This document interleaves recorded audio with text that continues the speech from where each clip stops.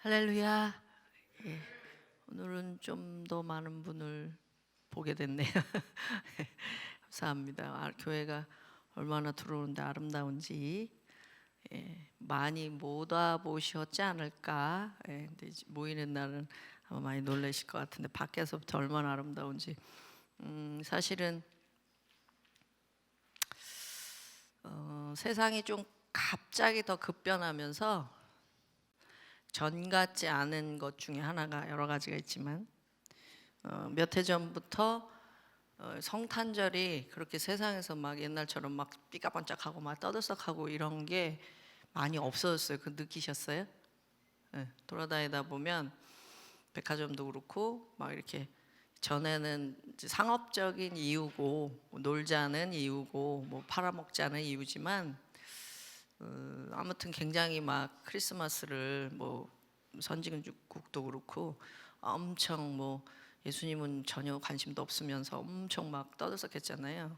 그럴 때 사실은 교회는 좀 더 이렇게 차분하게 그런 분위기보다는 진짜 예수님한테 포커스하자는 마음으로 조금 더 이렇게 차분하게 하는 걸 더 영적으로 생각할 때 더 원했던 것 같아요. 근데 요즘에는 세상에 이제는 예수님을 부인하기 시작했기 때문에 아예 대놓고 대적하시기 시작했기 때문에 예수님, 그러니까 전에는 메리 크리스마스 이렇게라도 썼잖아요. 지금 그렇게 안 써요. 그냥 할리데이 뭐 이 정도로 그냥 백화점에 써놓고 어떨 때는 저는 원주에 있는데도 원주에 하나밖에 없는 백화점이 그렇게 크리스마스를 썰렁하게 장식을 안 할 수가 없어요.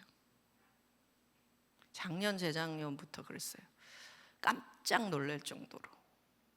그러니까 이게 이제 예수님 오신 날을 우리가 왜 뭐 이렇게 막 축하 분위기로 가냐 이런 게 그 정책적으로도 좀 그런 것 같고요. 아시잖아요.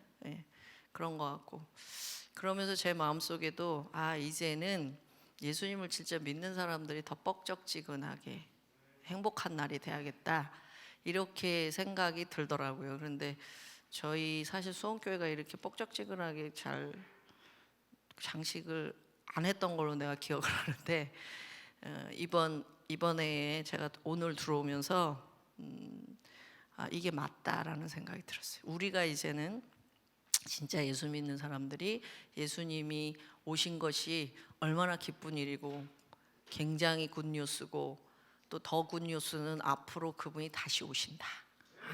이것이 선포되는 성탄절이 되기 위해서 더 뻑적지근하게 우리는 우리가 할 수 있는 한도에서 정말 기쁘게 예수님을 정말 중심으로 그분이 얼마나 우리에게 기쁨을 주는지에 대해서 더 이렇게 드러낼 필요가 있다라는 거죠. 악의 세상도 이제 악한 것을 숨기지 않습니다. 숨기지 않아요. 뭐 사단 숭배자도 안 숨겨요. 이제 나 사단 숭배자다. 뭐 프리메이슨 교회면 프리메이슨 교회 이렇게 딱 붙여놓고 호주에 가면 다 붙어 있어요. 미국에도 붙어 있어요. 사단 절대로 자기 모습을 이제 숨기지 않아요. 원래도 뭐 숨긴다고 해도 우리한테는 다 들통나는 세계였지만 어찌됐든 지금은 대놓고 뭐 어때? 그게 어때서? 내가 하나님 믿듯이 난 사단 믿어. 뭐 이런 사람들이 나오는데 이런 상황에서는 정말 악은 악으로 드러나 숨기지 않고 드러내서 우리가 알게 하는 게 맞고요. 그 다음에 우리는 예수 믿는 우리 빛된 이 우리의 세계는 우리가 또 드러내서 빛으로 드러내는 게 맞습니다. 그래서 특별히 모이는 것이 그렇게 쉽지 않은 때이겠지만 앞으로 언제까지가 될지 뭐 오늘 어제 발표한 거로는 오미크론이 WHO에서 크리스마스 선물이 되지 않을까 뭐 이런 썰이 아니라 발표도 했다고 그러잖아요. 무슨 얘기냐면 그게 오히려 먼저 있던 코로나보다 훨씬 더 이렇게 증상이 별로 없이 해서 이것으로 오히려 번지면 시사율 또 사망률 이런 것을 더 낮출 수 있다라는 발표를 했다는 거예요. 근데 아직 우리한테는 이거를 아주 정확하게 잘 안 밝혀주는 게 이 정부가 하는 일이라 근데 사실은 이번 크리스마스가 어떻게 성탄절이 어떻게 될지는 모르겠지만 우리가 소그룹이든 함께 모이든 정말 예수님 오신 거를 그 이전에 세상에 눌려있던 우리 모습이 아니라 이제 정말 예수님 오신 것을 기쁘게 지내는 그러한 올해가 될 것을 선포하고 또 우리 함께 그렇게 하도록 우리 그렇게 했으면 좋겠습니다. 그래서 오늘 제가 보면서 와 감사하다. 그 전에 이렇게 예쁘게 안 해놨었는데 이러면서 들어오는데 더 예뻐요. 못 와보신 분들 기대하고 오시기를 바랍니다. 못 와보신 분이 있을까요? 많죠? 예, 기대하고 오시길 바랍니다. 점점 이 젊은이들의 감각이 아주 세련돼져 가지고 장식하는 게 굉장히 아름답고 세련됐습니다. 우리 예수님이 이런 때에는 아니 너희 사치야 그러지 않으시고 굉장히 기뻐하실 것 같은 생각이 들어요. 그래 너희가 기뻐하는 게 맞아. 너희가 빛내는 게 맞아. 내 생일을 하고 굉장히 기뻐하실 거고 다시 오실 날을 그분도 지금 고대하실 것으로 믿습니다. 지난주에는 제가 이기는 자의 기도 1하고 제가 시리즈로 2 하겠다고 그렇게 정해놨어요. 그래서 그대로 가는데 사실은 조금 걱정되는 건 있어요. 걱정되는 거는 있는데 사실은 주님께서 이기는 자라는 단어를 주셨고 또 하나는 여러분을 위로하라라는 2가지를 주셨거든요. 그래서 이기는 자로 제가 7교회 중에 이기는 자에 대한 말씀을 계속 주신 게 7교회이기 때문에 빌라델비아 교회를 여러분에게 말씀을 선포하면서 하나님이 여러분에게 주시는 축복과 약속과 또 인정 이런 것들 또 앞으로의 상급 이런 것들이 분명히 우리를 향한 하나님의 말씀이라고 확신하고 그 말씀을 지난주에 하면서 이기는 자로 어떻게 살아야 될까라는데 지금은 정말 이길 수 있는 방법은 다른 거 없다. 이렇게 뚝뚝 떨어져 있고 모일 줄 알았는데 못 모이는 상황에 그때 딱 만났을 때 더군다나 우리는 이제 모든 말씀이 기도되게 해서 이제는 무슨 때를 얻든지 못 얻든지 어느 순간에든지 때를 얻든지 못 얻든지 짝기도든 소그룹이든 줌이든 전화든 그 자리에서 말씀을 가지고 기도하자. 그분에게 주시는 말씀, 나에게 주신 말씀 가지고 그분에게 격려하고 그것을 가지고 기도하고 문제를 또 같이 기도하고 문제를 그냥 문제로 말하지 말고 문제를 말한 다음에 기도하자 이러면서 그래야 우리의 삶에서 기도로 이긴다. 그래서 이기는 자의 기도 1 그래서 말씀을 기도되어 살게 하자. 기도되어 살게 하자라는 마음으로 함께 나누었습니다. 맞습니다. 그러면서 한 주간 동안 굉장히 기도의 소리가 커졌고 여러분들이 뭘로든 기도하고 만나면 기도하고 하신다고 우리 청년들도 그렇게 하고 계시죠?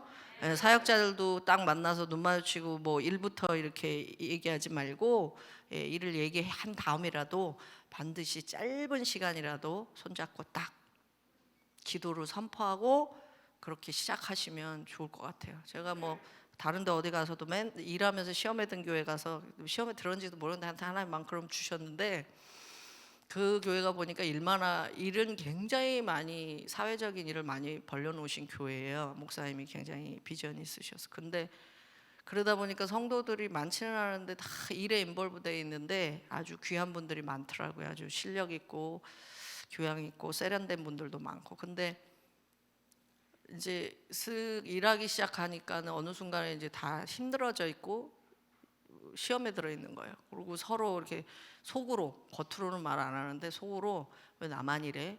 이런 생각을 다 하고 계시는 거를 읽었어요, 제가. 그래서 거기 가서 제가 선포한 건 하나예요. 제발 좀 사역하기 전에 30분 전에 모여서 기도하시라고. 뭘 하시든 거기 뭐 카페도 하는 교회고 뭐 엄청 지역 사회를 위해서 열심히 일하시는데 굉장히 좋은 일 많이 하세요. 근데 뭘 하시든 일하시기 전에 30분 일찍 나오셔서 좀 모여서 2-3명이라도 함께 기도하고 반드시 그 일을 시작하시면 좋겠어요. 거기서도 기도의 운동이 일어났어요. 그거 아니면 여러분은 일하다 망합니다. 그건 사역이 될 수가 없어요. 그러면서 이제 뭐 그런 기도에 대한 내용들을 쭉 얘기해 드렸더니 그 다음부터 사역자들이 엄청 모여서 먼저 기도하고 무슨 일이든 한다고 그러시더라고요. 우리 수원교회 얼마나 귀하십니까? 예. 저는 우리 수원교회 사역자들 생각하면 눈물 나요. 얼마나 충성스럽게 진짜 빌라델비아 교회처럼 적은 능력을 가지고 하나님의 말씀을 지키고 배반치 아니할 사람들만 모여 있어요. 우리 수원교회는 제가 압니다. 그래서 늘 저는 가장 이렇게 자랑스러워요.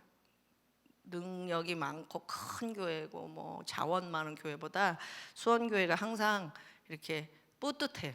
그러니까 정말로 충성하려고 하는 마음이 있는 사람들이 모여 있다라는 생각이 들어서 뭐 우리가 부족한 거 있지요. 약점도 많지만 그게 가장 귀한 거라는 걸 하나님께서 굉장히 좋아하고 계셔요.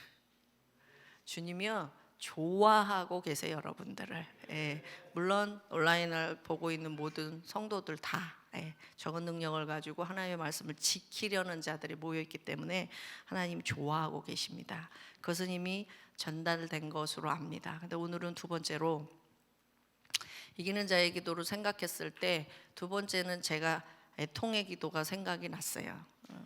애통의 기도는 요즘 목사님들 중에 좀 얘기하시는 분들이 있더라고요. 근데 저는 솔직히 전혀 들어본 적이 없는 기도입니다. 제가 원주에서 기도하다가 여러 가지 기도를 가르친 것들이 있는데 인계점 기도도 가르쳤고요. 그러고 나니까 또 하나님이 무슨 지키는 기도라 그래가지고 그 지키는 기도는 말 그대로 지키는 거예요. 지키는 건 쉬지 않는다는 거예요. 지키기 위해서. 그거를 어떤 목사님이 자기 엄마가 그 지키는 기도를 했다라는 거를 간증 삼아서 지키는 기도라고 이렇게 맥락을 이렇게 썼더라고요. 그러니까 제목을 썼더라고요. 근데 그 엄마가 지킨 건 뭐냐면 아버지가 일찍 돌아가셔서 자녀들을 먹여 살리고 자녀들을 돌봐야 되는데 먹여 살리고 돌보려고 그러니까 시간도 없고 뭐 나가서 고생하면서도 너무 필요한 것들도 많고 재정도 부족하고 애들 교육할 시간은 없고 애들이 삐뚤어질까 봐 걱정되고 혼자 키우시면서 그래서 그 엄마가 택한 것은 기도였어요.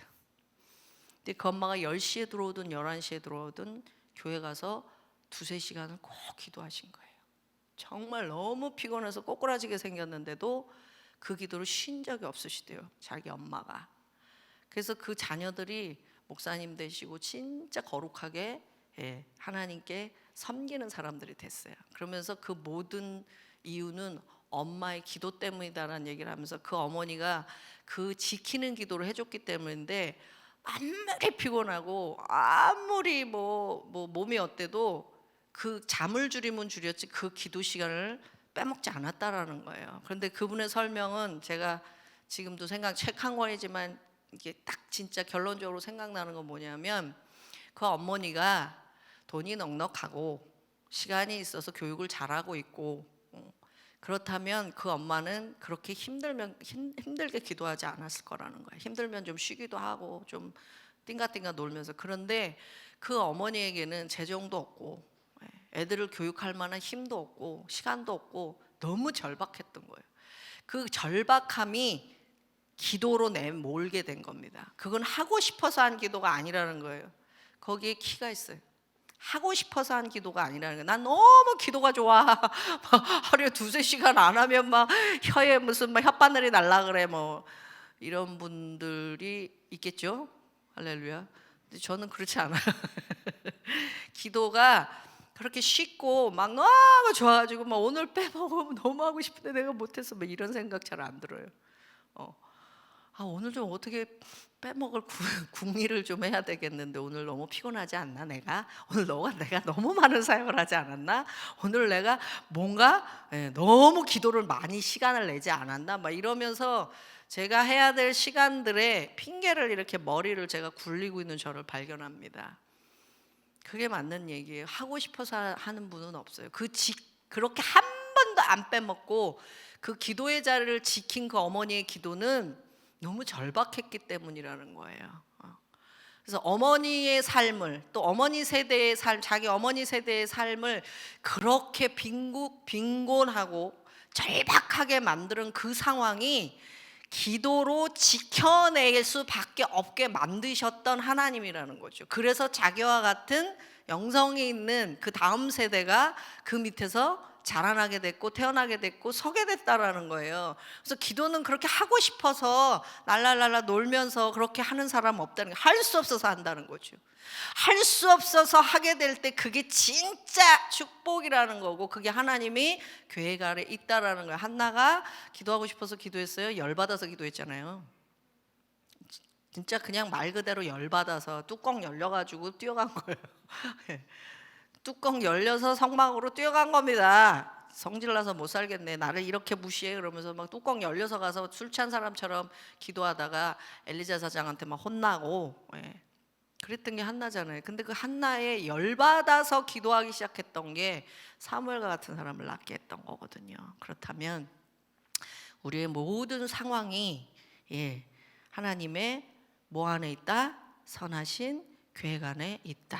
그 중에 하나 제 간증입니다. 애통의 기도를 배울 수 있었던 거는, 제가 왜 이 애통의 기도를 배우면서 배워놓고 이게 진짜 꼭 필요하다라고 생각했던 건 뭐냐면, 앞으로 이 세대는 이 애통의 기도가 아니면 우리의 삶을 이길 수 없을 거라는 게 확신이 들었기 때문이에요. 그래서 하나님이 진짜 저한테는 라이트 타임에 가르쳐 주셨다는 생각이 들었어요. 그래서 제가 사실은 이것을 배우고 그 병원 침상에 3주 동안 갇혔을 동안 이것을 배우고 나오자마자 튀어나와가지고 정리해가지고 교회에서 넉 주 동안, 이게 한 번에 그냥 확 하기에는 너무 좀 디테일한 내용을 하고 싶었고, 그래서 넉 주 동안이나 제가 금요 철야 시간에 우리 교회에서는 함께 나눴습니다. 그렇다고 뭐 그 기도를 지금 잘 하고 있는 것 같지는 않아요. 그런데 제가 이기는 자의 기도를 딱 생각했을 때, 첫 번째, 우리는 이기기 위해서 기도하자고요. 두 번째는 이 기도가 없으면 이 마지막 때에 진짜 이기는 삶을 살 수 있을까? 이기는 자로 신부로 남을 수 있을까? 이게 이제 저한테 큰 이슈였기 때문에 이 기도가 여러분께 먹힐지는 잘 모르겠는데, 두 번째로 여러분에게 애통의 기도를 함께 나누려고 합니다. 제가 작년 12월 말에서 1월 초까지 3주 동안 병실에 갇혀 있었습니다. 이유는 아시죠? 굳이 얘기 안 해도 갇혀 있었다는, 복도도 나갈 수가 없었어요. 그런데 그 병실이 하나가 내 게 아니라, 어떤 분들은 뭐 좋은 저희 센터로도, 생활센터도 가시고 이래가지고 막 누리고 나오신 분들도 있는데, 저는 6인실에 이제 그 음압 그 기가 있어야 돼가지고 5-5명이 있는 6인실에 침대 하나, 아주 빳빳하고 추운 침대 하나, 병실도 얼마나 추운지 추운 침대에 그 침대 하나를 그냥 침대 하나에 3주 동안 묶여 있었던 거예요. 뭐 저를 뭐 끈으로 묶어 놓지는 않았지만 나갈 수도 없고 뭐 아무도 들어올 수도 없고, 그다음에 뭐 화장실 외에는 밖에 나갈 수도 없는 생활이었기 때문에, 더군다나 그때가 가장 교회에 이 화살이 많이 올 때였어요. 그래서 아시죠? 병실에 사람들이 할 일 그러니까 뭐 할 수 있는 일이 더 없으니까 TV만 하루 종일 24시간 틀어놓는데, TV에 뭐 그 시즌에는 다른 걸 볼 수가 없고 거의 뉴스를 틀어놓고 있는 거죠. 근데 그 뉴스에서 계속, 그리고요 그 병실은 그냥 세상이었어요. 아무도 예수 믿는 사람 없었어요. 그리고 다 교회 나간다 그러면 다 막 이렇게 죄인 취급할, 자기들도 똑같으면서 죄인 취급하는 이런 분위기. 저는 세상에 태어나서 그런 분위기에 뚝 떨어져 버린 거 처음이에요. 제가 있는 곳에 항상 믿는 사람이 있고, 뭐 안 믿는 사람을 내가 믿게 하기 위해서 전도하러 간 적은 많죠. 그렇지만 안 믿는 사람들에게 쌓여서 믿는 사람이 공격당하는 그런 자리에 있어 본 적이 처음이에요, 제가. 그러니까 지금 나이가 60인데 60에 이 세상이라는 것에 뚝 떨어지는 느낌? 그 뭘로 표현이 안 되는데요. 두려워하는 마음이 들면 더 화가 날 정도로 내가 이런 존재였어? 하는 생각이, 욕 먹을까봐 두렵고, 뭔가 뭐 내가 이미 저희 남편이 막 지역 신문에 대문짝까지 났어요. 종교 모임하다가 막 뭐 몇 명이 막 이래가지고 대문짝까지 난 다음이기 때문에 뭐 숨길 수도 없었고, 그런 상황에 이 뭐라 그래요? 이 예수 믿으라고 누구한테 전도도 못하는 상황. 저는 병실에 들어가면 제가 이 갑상선 수술했을 때도 옆에 사람 기도해 주면 막 나는 목소리 다 나온다. 막 아프다 그러니까 가서 기도해 주면서 전도하려고 이렇게 사명감을 가지고 세상에 떨어지는 사람인데 세상에 거기서는요 예수 믿는 예자를 말하면 이 완전 죄인이에요. 우리가 원흉이에요. 그냥 그런데 뚝 떨어진 거예요 제가. 아무도 없는 뭐 그건 내 선택의 여지가 없기 때문에 우리 남편은 건너 아니 옆에 방에 남자들 방에 갇혀 있고 그때부터 3주입니다. 20일을 딱 갇혀 있는데요. 이게 갇혀 있는 게 처음에 힘든 게 아니라 이 상황이 너무 혼란스럽잖아요. 나는 하나님의 보호하심을 받을 거라 믿음의 선포를 수없이 했고 그런 믿음도 없지 않아 있었고 또 기도도 굉장히 열심히 하고 있었고 이런 상황에 탑리더 둘 때문에 또 뭐 이렇게 연관된 뭐 이런 식으로 이제 밝혀지고 탑리더 둘이 병원을 들어가게 된 겁니다. 자, 이럴 때는요 하나님이 뜻이 있어 이런 소리 듣기도 싫어요. 여러분이 원치 않는 고난, 원치 않는 질병, 원치 않는 죽음 앞에, 원치 않는 무슨 무너짐 앞에, 무너진 상황에 있을 때에 누가 나한테 하나님의 뜻이 있을 거야 이렇게 얘기하면 여러분 어떤 마음 드세요? 뭐 겉으로는 맞아요, 그럴 겁니다 이러지요. 그렇지만 속으로는 듣기 싫어하는 마음이 있어요. 뭔데? 그러고 싶은 거죠. 근데 저는 이제 믿음의 사람이라고 소문난 사람이잖아요. 소문만. 그러니까 뭐 하나님 뜻이 뭔데 이럴 수는 없는데 이 마음속에 굉장한 혼란이 있는 거예요.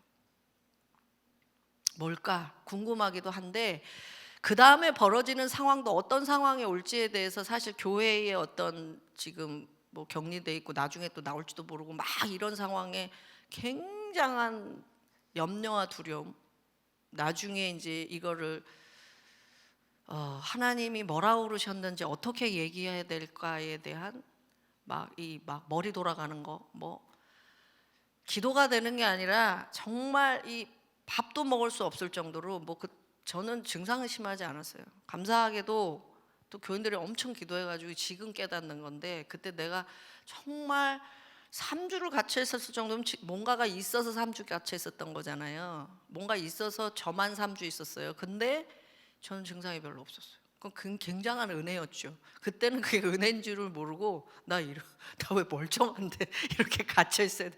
왜 하나님 나를 가둬놓으시지? 이런 생각만 든 거예요. 난 멀쩡한 것 같은데 기침도 안 하고 열도 없고 멀쩡한 것 같은데 왜 하나님 나를 안 내보내시지? 이게 저한테는 또 나중에는 의문이 되더라고요. 나갈 수 있을 줄 알았는데 계속 못 나가고 있는 거예요.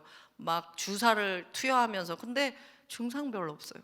근데 증상 없는 거는 굉장히 감사할 하나님의 은혜였고 사실 그 상황에서 저는 하나님의 답을 들어야 되겠는데 그렇잖아요. 모든 상황이 제가 교통사고를 확 박아서 났을 때도 순간 그냥 뭐 아무것도 안 떠오르고 하나님 왜 이걸 허락하셨을까 이게 사실 제일 궁금했었거든요. 아주 심하게 교통사고를 제가 한번 낸 적이 있었는데 왜 하나님이 이걸 허락하셨을까? 날마다 나를 피하게 하셨는데 왜 허락하지? 이런 게 궁금해지면 그 다음에 이제 제가요 스탑이에요. 모든 게 딱 스탑. 기도도 안 되고 뭐 멍해지는 거예요. 그리고 마음은 혼란해지기 시작하면서 그 대답을 들을 때까지 굉장히 혼란이 오기 시작합니다. 근데 그 상황이 진짜 한 일주일 동안은요 그런 세상이 뚝 떨어진 것도 너무 고통이었고 하나님의 나라, 하나님의 백성들이 손가락질 받는 것도 너무나 고통이었고 그걸 직접 받고 있는 것도 너무나 고통이었고 내 상황에 하나님이 정리해 주시지 않는 것도 너무나 고통이었고 너무나 고통이었어요. 그런데 더 고통은 밤에 잠을 못 자요. 그게 증상이었나 봐요. 밤에 잠이 안 와. 한잠을 못 자요. 한잠을 못 자고 낮에는 TV 때문에 못 자고. 그러니 24시간을 제가 잠을 못 자면서 이 신경은 날카로워져 있는데 누구하고도 얘기할 수 없는 상황. 저는 이렇게 갇혀 있고 진짜 세상에 버려져 있고 막 그 순간에 딱 그런 생각이 들더라고요. 하나님 나 버리셨나? 이런 생각. 하나님 나를 버리셨나? 이런 생각이 딱 들 정도로 뭐 어떻게 설명 불가능해요. 그 상황 자체도 너무 당황스러운 데다가 그때 진짜, 요즘은 좀 나요. 하도 이제 만연해 버렸으니까. 그때는 진짜 모든 상황이 당황스러웠어요. 뭐 연락 오고 뭐 그런 자체도 너무 당황스러운, 막 추적과 막 너무 당황스러웠습니다. 이제 그런 상황에서 제가 기도도 잘 안 되는데 밤에 잠을 못 자는 거예요. 그러니 꼴딱 침상 하나에, 그 침상이 얼마나 딱딱하고 추운지 정말 이불을 제가 알고 여러 개 가져갔는데도 엄청 추웠어요. 마음도 춥고 몸도 춥고, 이런 상황에서 잠도 못 자고. 장난 아니더라고요. 장난 아닌데 제가 나중으로 탈출구를 어떻게 정했냐면, 주님 제가 뭐 어떻게 살아도 여기서 이겨야 되겠는데, 뭐 이기겠다는 생각보다는 살아남아야겠는데 어떻게 해야 될까요? 이러다가 무슨 책이라도 하나 보내달라고, 택배가 오긴 오더라고요. 그래서 책이라도 하나 안 갖고 못 갖고 들어간다 그래서 하나도 안 갖고 들어갔는데, 보니까 책 같은 건 갖고 들어갈 수가 있어서 있더라고요. 그래가지고 이렇게 인터넷에 그 신간 책, 그러니까 갓피플을 딱 뒤졌는데 제일 먼저 우리 고목사님 잘 뜨는데, 그날은 딴 게 하나 떴어요. 처음 보는 책이에요. 뭐라고 써 있냐면 짙은 구름 더 짙은 더 깊은 긍휼, 이렇게 써 있는 책이에요. 이름은 마크 브로갑이라는 목사님인데 지금도 미국에서 목회하시는 분이에요. 근데 저는 뭐 처음 하시는 분이고 처음 본 책이니까 딱 봤는데 짙은 구름 깊은 긍휼 이렇게 써 있는 거예요. 근데 제가 거기에 짙은 구름은 뭘 말하는지 잘 모르겠지만 뻔하잖아요. 짙은 구름 그러면. 근데 긍휼이라는 거에 딱 꽂힌 거예요. 제가 주님 제가 지금 긍휼이 필요해. 긍휼이. 그래서 이 책 누구 보고 내가 좀 보내달라고 그랬어요. 그랬더니 원주에 있으면 사주고, 그래서 없으면 말하라 그랬어요. 근데 마침 그 책이 신간인데 원주에 있더라고요. 그래갖고 아래층에 갖다 놔줘서, 제가 간호사가 갖다 줘서 그 책을 하나 얻은 겁니다. 그 책을 하나 얻어서 딱 들춰보기 시작하는데 그 책의 내용이 애통의 기도를 가르치는 거였어요. 그래서 이미 뭐 선교지에 벌써 뿌려진 책이기도 합니다. 우리 최태현 선교사님이 막 뿌린 것 같아요. 근데 제가 그 책을 읽으면서, 그 책이 아니었으면 제가 그 침상에서 절대로 못 버텼어요. 절대로 이길 수가 없었습니다. 하나님은요, 어떤 순간에도 낭비가 없으세요. 우리가 이 시간이 왜 나한테 있는지 모르는 그런 시간들 있잖아요. 낭비가 없으세요. 정말 놀랐어요. 그 후에 2주는요, 제가 밤에 잠이 안 오는 그 시간이 저희한테 기도 시간이었어요. 낮에는 기도할 수가 없었어요. 왜냐하면 TV들을 24시간 틀어놓고 있어가지고 그걸 내가 조종할 수가 없고 그랬는데, 제가 일주일 딱 지나고는 이 책을 읽으면서 이겨내기 시작했는데, 이기기 시작하니까 애통의 기도를 밤에 그 책대로 제가 해나가기 시작하면서 이 말씀을 가지고 계속해서 기도하기 시작하니까 지혜가 생기더라고요. 그래서 제가 일주일 딱 지난 다음부터는 병실을 장악해 버렸습니다. 어떻게? 새벽에 일어나면 청소를 해야 되고, 아무도 안 들어오기 때문에 청소부도 못 들어와요. 안 들어오죠? 못 들어오는 게 아니라 안 들어와요. 그러면 자체 내에서 청소하고, 자체 내에서 뭐 이 산소 포화도니 뭐 온도니 외박이니 뭐 이거 다 간호사가 한두 번밖에 안 들어오는데 자체 내 아침 저녁으로 계속 재야되는 게 있어요. 근데 거기 호흡기 꽂고 앉아 계신 분 환자도 있고 그렇기 때문에 누군가 도와줘야 되는 그런 환자들이 있어요.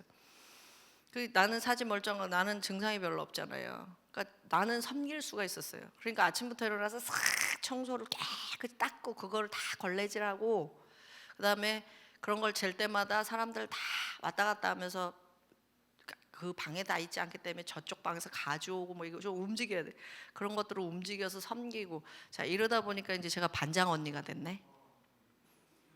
반장 언니가 되니까 TV를 제 맘대로 끌 수가 있었어요. 자, 지금부터는 취침 시간 지금은 빨리 주무셔야 빨리 낫습니다. 탁 꺼버리고 제가 막 이러면서 전화도 이제 제가 다 받아서 다 연결해 주면서 장황을 할 수 있어요. 자, 그러기 시작하니까 막 가위 눌리는, 새벽에 밤에 제가 잠을 못 자니까 깨 있는데 새벽에 가위 눌리는, 막 귀신 들린 것처럼 가위 눌려서 막 이러고 난리가 나는 분들도 있고. 그럼 어떻게 해요? 가서 기도를 시작해 주고 예수 이름으로 아픈 사람들 막 기도해 주기 시작했어요. 이랬더니 더 분위기가 완전히 평정되기 시작하는 거예요. 옆에 방에 우리 남편은 진짜로 귀신을 쫓았어요. 그래갖고 그 병실에 어떤 사람이 막 우리 남편을 막 이렇게 얘기해 주는 거야. 이 사람이 기도했더니 귀신이 떠나가는 걸 봤다 막 이러면서. 그 병실을 장악하게 되는 거예요. 크리스찬들은 할렐루야 어디 가나 때를 얻든지 못 얻든지. 그러니까 이제는 제가 뒤늦게 들어온 사람들한테는 복음 전도가 되기 시작하는 거예요. 앞에 나한테 막 손가락질했던 사람들은 그 사이에 빨리 나가버리고 그러니까 복음 전도를 할 수 있고. 그래서 하나님 믿어야 돼 이러면서 이 뉴스 보면서 뉴스에 나오는 그런 것들 같이 이야기하면서 복음 전도가 가능해지기 시작하는 거예요. 와, 근데 이거는 뭐의 힘이었냐면 애통의 기도의 힘이었어요. 그래서 제가 오늘 애통의 기도를 여러분과 나누려고 합니다. 이 애통의 기도는 키가 뭐냐면요, 우리가 안 했던 건 아니에요. 지난번에 제가 잠깐 얘기했는데 윤 목사님이 그 겟세마네를 확보하라 얘기하면서 자기 간증하시면서 자기의 겟세마네가 어떤 겟세마네였는지를 얘기하신 적이 있어요. 근데 제가 그 얘기 들으면서 그분은 실제 삶에서 일어난 자기의 겟세마네, 자기가 하나님과 씨름했던, 예수님처럼 씨름하고 아버지의 뜻대로 하옵소서 했던 그 겟세마네가 뭔지를 간증하신 건데, 예를 들으신 건데, 사실은 그게 애통의 기도였어요. 그러니까 우리가 전혀 모르는 거는 아니에요. 근데 자, 애통 그러면 여러분도 딱 생각나시 슬픔이라는 단어가 생각나잖아요. 근데 슬픔과 애통은 조금 틀려요.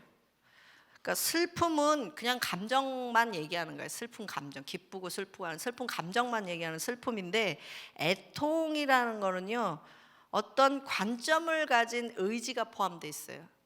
그냥 그 한국어 사전으로 보면 슬퍼하고 가슴 아파함 이렇게 돼 있거든요. 근데 단순히 슬퍼하는 게 아니라 가슴 아프다로 연결해 놓은 거는 뭔가 가슴 아파할 어떤 의지들이 담겨 있는 거예요.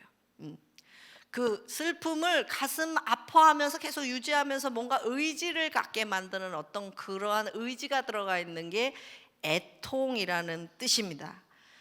즉 애통은 단순히 슬퍼하고, 단순히 슬픔을 가지고 한 게 아니라, 자, 성경에서는 슬픔의, 애통의 슬픔을 가지고 기도했던 유명한 선지자가 있습니다. 누굽니까?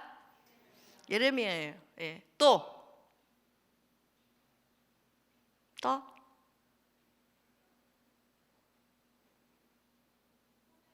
네? 뭐라고요?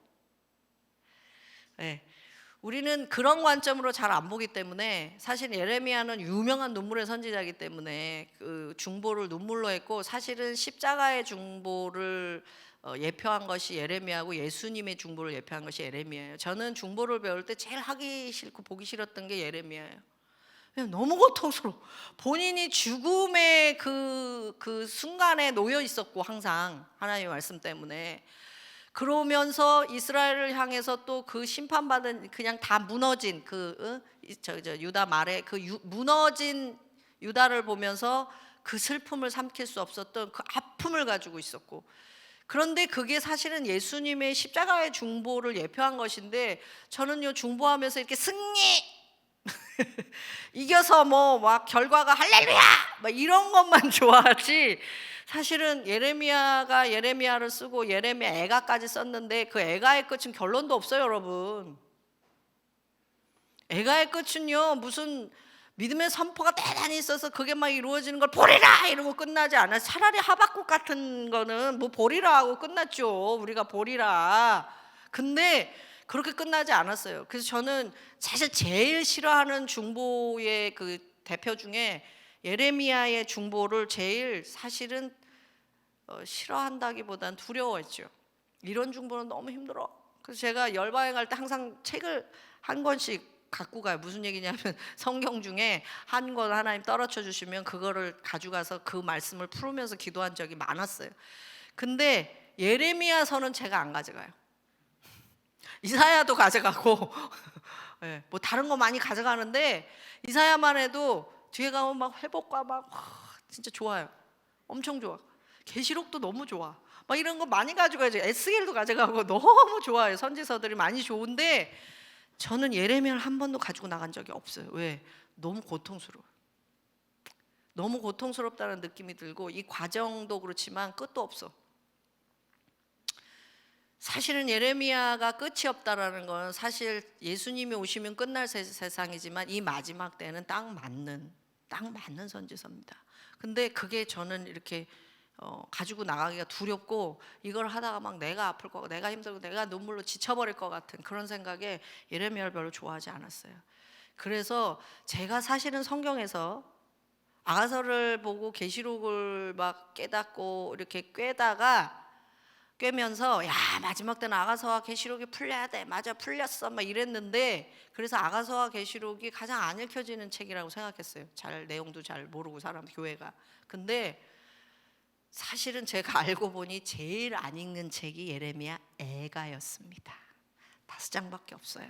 그런데 예레미야서는 그래도 역사가 들어가 있잖아요. 근데 애가는요 진짜 힘들게 애통스러운 표현들만 주로 있어요. 가끔가다 3장에 제가 오늘 본문으로 넣어놨던 그 말씀 뭐 이 정도를 우리가 가끔 이렇게 힘이 되니까 제가 사실은 그 병상에서 가장 힘이 됐던 귀절이기도 하고요.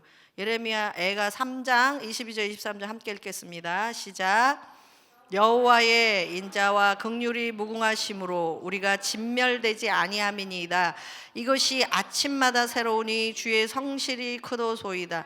뭐 이 정도의 소망이 있는 귀절, 약속의 귀절. 이거는 조금 인용이 되긴 하지만 대부분은 다 그 이스라엘의 유다의 처참한 상황을 애통스럽게 그냥 기도한 장면들 뿐이에요. 사실 근데 애가 이 3장 22절 23절이 저한테는 그 침상했을 때 키였어요. 이 하나님의 이 사랑과 인자와 긍휼이 무궁하세요. 끝이 없어요. 그래서 우리가 지금 내 상황에서는 보이는 것도 없고 왜 그런지도 모르겠고 혼란스럽기만 하지만 절대로 이거는 우리를 진멸하기 위해서는 심판하기 위함이 아니라는 거죠. 결국은 아침마다 새롭게 하나님이 우리에게 인자를 부어주실 것인데 사랑을 부어주실 것인데 그 성실함이 클 것이기 때문에 그것을 믿어라. 저는요 이 말씀이 예레미야 애가 보다가 가장 제 그 침상에서 나는 아침마다 이 말씀으로 외우겠어요. 나는 진멸되지 않는다. 하나님의 나라는 진멸되지 않는다. TV 보고 있으면 하나님의 나라가 막 진멸될 것 같은데 하나님의 나라는 진멸되지 않는다. 이것이 아침마다 새로우니 주의 성실하심이 반드시 이것을 이룰 것이다. 이 말씀을 가지고 사실은 굉장히 많이 위로를 받고 매일 아침 선포하면서 사실은 위로를 받았습니다. 그러나 대부분의 예레미야 애가의 말씀은 엄청난 애통에 아주 아픈 현실들을 표현하고 기도하고 애통해하면서 예레미야가 그것을 마치거든요. 그런데 그래서 제가 그때 깨달은 거야. 아, 내가 진짜 성경에서 제일 안 읽는 게 이거구나. 예레미야 애가구나. 근데 하나님이 제일 안 읽는 걸 나한테 확 던져주시면서 지금은 이때야 하고 던져주시는 거예요. 지금은 이런 기도가 필요할 때야 라는 걸 저한테 가르쳐 주신 거예요. 여러분이 고난이나 문제나 정말 앞뒤 막히는 굉장한 여러분의 장애나 아니면 어떤 시련이나 그 어떤 뭐 큰 넘을 수 없는 장벽이나 질병이나 뭐 하여튼 여러분의 어떤 식으로든 시련과 고난이 여러분에게 있지 않으면 어쩌면 오늘 제가 여러분에게 말씀드린 애통의 기도는 여러분에게 많이 마음에 안 닿을 수도 있어요. 그러나 저는 이걸 꼭 해야겠다고 생각한 건 뭐냐면 앞으로 다가올 시대는 예수님이 오기 전 아시죠? 계시록적으로 제가 그랬어요. 나팔 심판 5번째부터야 입맞은 자들이 고난을 안 당한다고. 그때부터 피해진다고. 근데 여러분 나팔 심판 5번째부터 안 당하면 5번째, 6번째, 7번째는 대접 심판이 바바바박 적그리스도 보여줘. 짧은 시간이에요. 그러니까 그 전에 긴 인본과 나팔 심판이 부어질 때가 굉장히 뒤에 대접 심판보다 훨씬 긴 시간으로 되어 있거든요. 그 시간이 사실은 짧지 않아요. 길단 말입니다. 그 순간이 우리에게는 이기는 자로 통과돼야 되는 시간들이에요. 그렇다면 그때 가장 필요한 건 어떤 기도일 거냐는 거죠. 여러분이 개인적으로 또는 지금 점점 어두워지는 짙은 구름 속으로 들어가는 이 시대적으로 여러분은 이제 어떻게 보면 해답이 없는, 질문을 해도 얼른 대답이 없는 그런 문제 속에 쌓일 수도 있고, 그런 재앙 속에 쌓일 수도 있고, 그런 고난 속에 쌓일 수도 있고, 그런 문제 앞에 서게 될지도 모르겠습니다. 지금에 있는 거는 모든 분들이 그렇게 얘기하잖아요. 아유, 이거는 지금 아무것도 아닙니다. 이제 시작에 불과해요. 이래서 우리를 더 낙심시키잖아요. 네? 이게 좀 중간이라도 왔다 그러면 끝날 날이 얼마 안 남았구나 이러는데, 아유, 이거는 그냥 시작입니다. 이 정도 가지고 뭐 이렇게 얘기하시는 분 되게 많아요, 여러분. 그럼 우리는 어때요? 시작이니까 시작이야? 이렇게 힘이 나십니까? 이게 시작이에요. 이제 이렇게 되면 사실 더 낙심하게 돼요. 더 힘들어져요. 그래서 저기 산에 올라갈 때 꼭대기에서 저기 높은 산에 올라갈 때 올라갔다 내려오는 사람들이 뭐라 그래요? 아직도 멀었습니다 그래요? 다 왔습니다. 저는 다 왔습니다에 속아서 끝까지 올라가는 경우가 너무 많아요. 근데 그게 나를 속이고 있는 걸 거라고 이제는 알면서도 속고 올라가. 다 왔어요. 조금만 가시면 돼요. 다 이래요. 그거 산 타보신 분들은 다 알아요. 올라가는 사람도 헥헥거리면 다 왔습니다 이러면서 내려가세요. 근데 사실 가다 보면 다 오긴 뭘 다 와. 아직도 멀은 거예요. 다 왔다는데 언제야 이러면서 다 왔다는 말에 끝까지 가게 된단 말입니다. 사실 이게 우리를 좀 고난을 단축시키는 것 같은데, 누가 이제 시작이에요, 뭘 이걸 가지고 이래 보세요. 그러면 아직도 멀었다는 얘기나 이렇게 돼버린단 말입니다. 우리가 그렇게 낙심하게 된다는 말입니다. 그런데 낙심을 이기는 방법을 지금 주님이 지금 이때에 가르쳐 주기를 원하는 거예요. 그래서 제가 이기는 자의 기도, 낙심을 이기는 거예요. 낙심을, 절망을 이기는 거예요. 해답이 없는 이 삶의 이런 재앙들을 생각하는, 이 해답이 없는 것들을 이겨보는 겁니다. 그것을 하나님이 가르쳐 주기를 원하세요. 근데 제가 그렇게 알고 나서 보니까 이거는 겟세마는 사실은 하나님과 씨름하는 개인의 기도예요. 개인의 기도인데 윤성철 목사님도 개인의 기도, 그 하나님과 기도와 씨름을 이렇게 표현하셨어요. 제가 뭘 잘못했다, 내가 뭘 그렇게 잘못해서 막 이렇게 화를 막 하나님께 막 부르짖었다고 그렇게 얘기를 하시더라고요. 그렇게 우리의 있는 속에 막 너무나 죽겠으니까 막 절망스러운, 또 방법이 없는 이 애통을 막 털어놓는 그 개인의 기도가 꼭, 애통의 기도 중에는 가장 중요한 개인의 기도 겟세마네 기는 맞는데요, 또 하나는 이게 중보 기도여야겠더라고요. 제가 그걸 놓친 거였어요. 제가 많은 중보 기도에서, 지금도 하시잖아요, 선포 기도를 굉장히 많이 가르쳤어요. 특별히 말씀을 가지고 믿음으로 선포하는, 이거 굉장히 중요합니다. 애통의 기도의 4번째 단계가 믿음의 기도예요. 그 믿음을 고백하고 찬양하고 믿음대로 선포하는 게 마지막 단계이긴 합니다. 3번째, 4번째 단계는 제가 많이 가르쳤어요. 3번째 단계는 담대히 나아가서, 이브리서 4장 말씀처럼 담대히 은혜의 보좌 앞에 나아가서 요청하라는 거예요. 왜? 약속이 있으니까. 약속의 근거이니까. 요 3번째, 4번째는 4단계로 돼 있더라고요, 애통의 기도가. 근데 3번째, 4번째는 제가 중보기도 안에서 충분히 가르쳤고, 그 위에 많은 분들이 그것을 따라했고, 적어도 배우신 분들은 그 전에 주님 해주세요, 이렇게 해주세요, 저렇게 해주세요, 뭐 이렇게 하는 기도하고는 다르게 굉장히 믿음 있는, 확신 있는 기도로 하나님 앞에 담대히 나가는 것들을 많이 배워서 하시게 되더라고요. 그래서 저도 그것을 많이 하고, 때로는 축사 막 기도하면서 영을 내쫓아가면서 막 확신 있게 막, 우리 지금 같이 기도하는 거, 물론 이렇게 같이 기도할 땐 그렇게 하셔야 됩니다. 그런데 제가 그 침상에서 배운 그 기도를 알고 나서 제가 놓친 것이 있다라는 생각이 들었어요. 가끔 어떤 분들이 저한테 이렇게 물어요.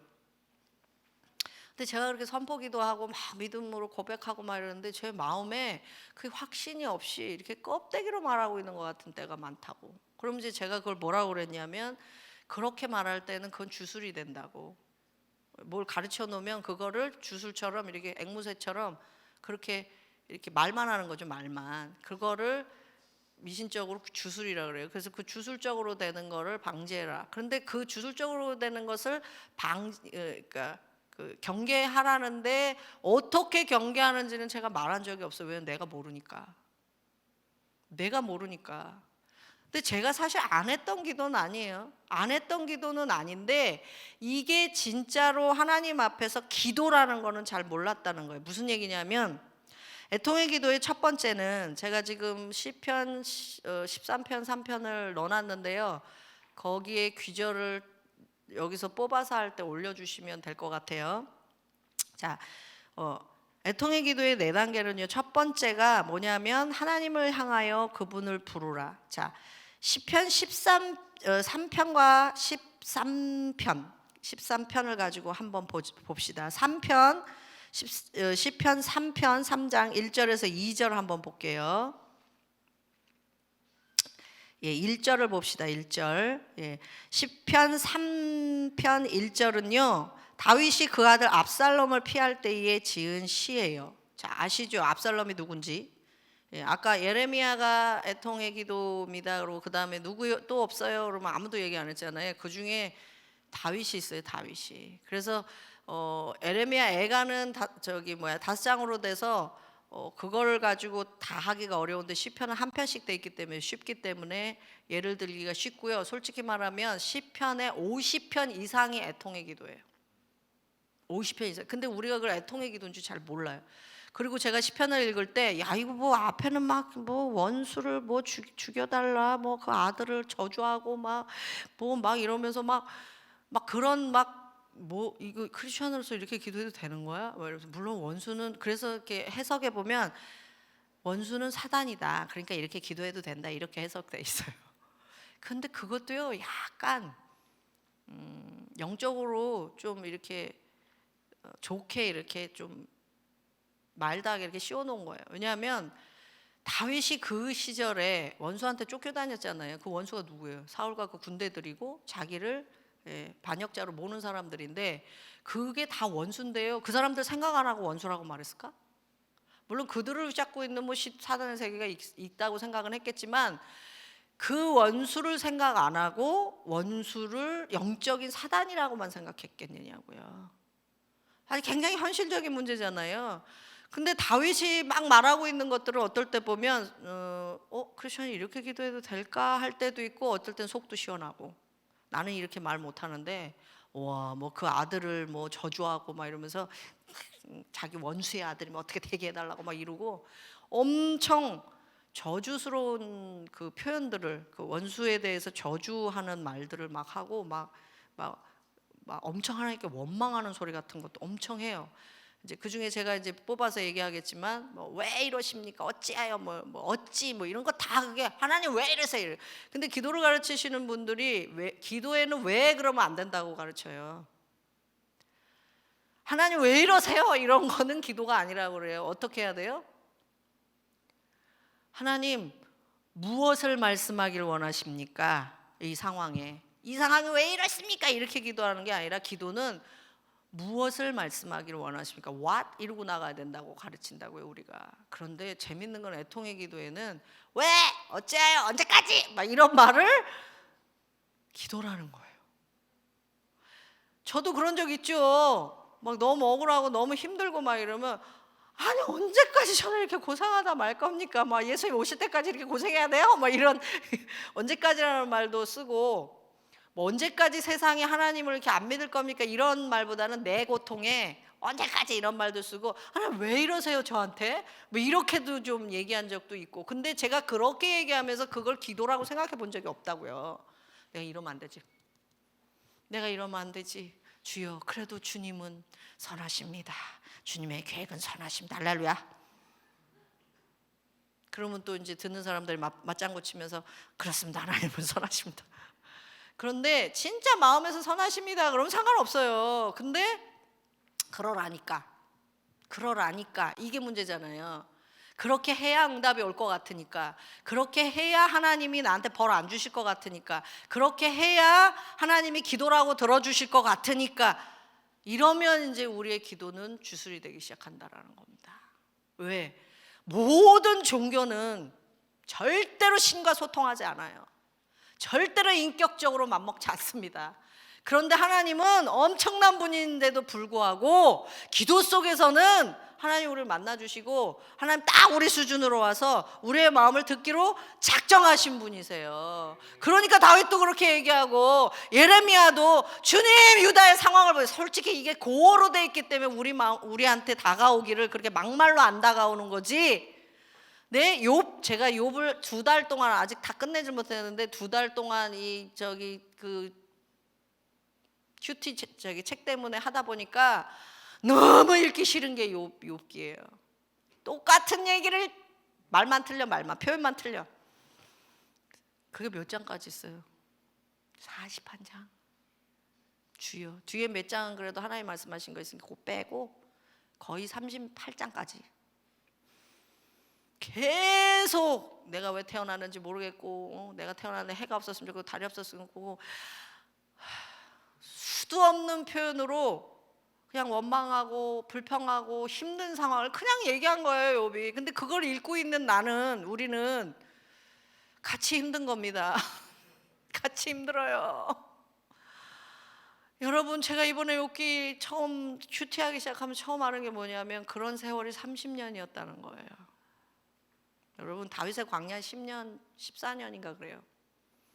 욥의 그 세월 다 잃고 몸도 잃고 벅벅 긁으면서 죽지도 못하고 나를 제발 좀 죽여주십시오 하는 표현들을 엄청나게 했는데 그 세월이 30년이래요. 저 1년도 못 견딜 것 같은 거예요. 30년을. 근데요, 그 욥이 계속 그렇게 슬픔을 표현하고 있는 거예요. 계속 그 애통을 표현하고 있는 거예요. 단 하나, 저 그래서 하나님은 없어요 이러지만 않았다는 거죠. 하나님 안 계세요 이러지만 않았다는 거죠. 하나님은 절대로 나쁜 신이세요 이런 말만 안 했다는 것뿐이죠. 하나님께 온갖 원망스럽고 불평스럽고 차라리 내가 이러지 않았으면 저러지 않았으면 하면서 얼마나 많은 후회와 얼마나 하나님 앞에 후회와 얼마나 많은 것을 표현하고 있는지 몰라요. 그 욥도 애통의 기도를 한 아주 대표적인 사람입니다. 은근히. 자, 이 개인적으로 하나님 앞에 이렇게 막 주님께 말한 많은 선진들이 있어요. 그것도 믿음의 사람들. 욥은 진짜 믿음의 사람입니다. 근데 선진들이 있어요. 예레미야 엄청난 믿음입니다. 자기 혼자 하나님의 말씀을 전했잖아요. 죽음을 막 죽이려고 하는데도 그 말씀을 철회하지 않고 끝까지 전해서 믿음의 사람들입니다. 이 사람들이 다 애통의 기도를 했어요. 다윗이 그런 기도를 했어요. 그런데 자 3장 1절에 보면 아들이 반역했다라는 건 엄청난 뭐라 그래야 돼? 이건 뭐라고 절망. 나를 대적하는 사람이 한둘도 아닌데, 미워하는 사람이 한둘도 아닌데 아들까지 이런 거예요. 아들까지 나를 대적해서 내 왕의 자리를 노리고 내 반역을 해. 이런 상황에 여러분 무슨 생각이 들겠습니까? 어떻게 나한테 이럴 수가 있어? 이런 생각이 들어요. 어떻게 내가 어떻게 하나님을 섬겼는데 하나님 나한테 어떤 이런 일이 일어날 수 있어요? 이런 말 한 번쯤은 할 수 있는 그런 상황이에요. 그런데 이 다윗이 첫 마디가 13편에도 그렇고 13편 1절에도 그렇고 첫 마디가 뭐예요? 띄워주세요. 뭐예요? 첫 마디. 여러분 읽을 때 여호와여 나의 대적이 어찌 그리 많은지요. 그럼 여호와여는 그렇게 싹 들어오지 않잖아요. 근데 여러분 제일 중요한 기도 중에 첫 번째가 뭐냐면 부르는 거예요. 이 부른다는 의미는 무슨 의미냐면 그분에게 향한다라는 의미예요. 여러분 의외로 우리가 하나님께 향하지 않아요. 우리의 상황과 불평과 원망과 또는 너무 고통이 있을 때 더군다나 너무 힘들어지면 의외로 하나님을 향하여서 얼굴을 들고 부르지 않아요. 어떻게? 땅을 쳐다보고 힘들어하면서 고통스러워하면서 원망을 하지, 불평을 하지, 세상에 대해서 손가락질을 하지, 의외로 세상의 그 정말 이 악한 것 때문에 여호와여 이렇게 부르지 않는다고요. 하나님이시여, 예수님, 주여 이러고 잘 안 불러요. 우리가 너무 아프면 주여 하고 불러야 되는데 그거보다는 우리 마음에 원망이 먼저 땅으로 이렇게 침체되면서 쏟아지기 시작해요. 의외로요, 예수 믿는 사람들이 여호와여 그분을 향하여 부르지 않아요. 가장 고통스러울 때 가장 먼저 해야 될 일이 뭐냐면 여호와여, 그분을 향해야 된다라는 거예요. 우리의 마음이 그분을 향하여야 된다라는 겁니다. 이게 애통의 교회의 첫 번째 태도예요. 우리의. 근데 여호와여, 주여, 하나님 하고 우리가 얼굴을 들고 그분을 향할 때에 우리의 마음은 뭘까요? 하나님하고 안 놀아, 이런 마음일까요? 고통스럽기는 하지만 어떤 마음이겠어요, 여러분? 고통스럽기는 하지만 어떤 마음이겠어요? 당신밖에 없습니다. 당신이 해결할 수 있지 않습니까? 그런 그분을 의지하는 마음, 다른 말로 말하면 겸손한 마음이에요. 겸손한 마음입니다. 겸손한 마음이 아니면 절대로 하나님을 향하여서 부르지 않아요. 애통의 기도의 첫 번째 단계는 뭐냐면 상한 심령을 안고 주님에게 향해라. 모든 상황에서 여러분 주님을 향하셔야 돼요. 그래서 우리는 둘이 얘기하다가도 우리 손잡고 기도하자, 이게 되는 건 뭐예요? 둘이 얘기한 내용을 주님을 향하여서 다시 한번 쏟아내기 시작하는 겁니다. 우리의 마음이 가득 찬 힘듦과 고통과 뭔가가 있다면 사람을 만나서 이야기를 할 거 아니에요. 막 힘든 얘기도 하고 원망도 하고 뭐 쏟아질 거 아닙니까? 뭐 상황도 쏟아지고. 그런데 그게 주를 향하지 않을 때에 우리는 그때 다시 주님을 향하는, 손을 잡고 주님을 향해서 얼굴을 들으라니, 그게 짝기도예요, 여러분. 내 문제를 다른 사람한테 고하고 내 고통을 다른 사람한테 이야기할 때 그 듣는 사람이나 말한 사람이 주를 향해서 다시 얼굴을 들어야 되는 게 짝기도라는 얘기예요, 여러분. 짝기도를 무슨 의무적으로 막 이렇게 붙여놓으면 뭐 그래 너랑 나랑 짝이니까 꼭 기도해야 돼, 이런 거 하라는 얘기가 아니에요. 뭐 그런 것도 해야 되는데 주를 향하는 것, 이것이 먼저 돼야 된다라는 겁니다. 먼저 주를 향합니다. 우리는 의외로 주께 나가지 않아요. 여러분, 담대히 주께 나가야 되는 게, 하나님의 은혜의 보좌 앞에 나가야 되는 게 주를 향하는 마음이 먼저 있기 시작하여야 됩니다. 기도 자체는 주를 향하는 거예요. 여러분, 이게 영적 전쟁이에요, 여러분. 여러분, 기도는 뭐가 지금 안 되는 게 제일 문제인 줄 아십니까? 유지가 안 돼, 유지가. 기도 열심히 해야지. 그래서 뭔가를 만들었어. 그런데 그 마음이 유지가 안 돼요. 형식은 있는데 마음이 유지가 안 돼요. 성교 기도 열심히 해야지. 그래서 성교 기도회를 기도 멤버가 됐어. 근데 그 마음이 유지가 안 돼요. 껍데기만 자꾸 남게 돼요. 최전방을 지키는 마음이 점점 사라져요. 그냥 해야지 하게 됩니다. 더군다나 기도는요, 기도해야겠다라는 것은 3일 지나가면요, 그 다음에 싹 안 하고 싶은 생각, 조금 편하고 싶은 생각이 듭니다. 그래서 제가 여러분에게 항상 하는 얘기 있어요. 작심삼일이죠, 우리는. 작심삼일 안 되는 사람도 많고요. 근데 작심삼일이 최공인 것 같아요. 작심하고 나면 3일은 간다고. 근데 3일 가는 것도 오래 가는 거긴 한데, 아무튼 작심 3일에 끝나잖아요. 그러면 3일에 한 번씩 작심하라는 거죠, 저는.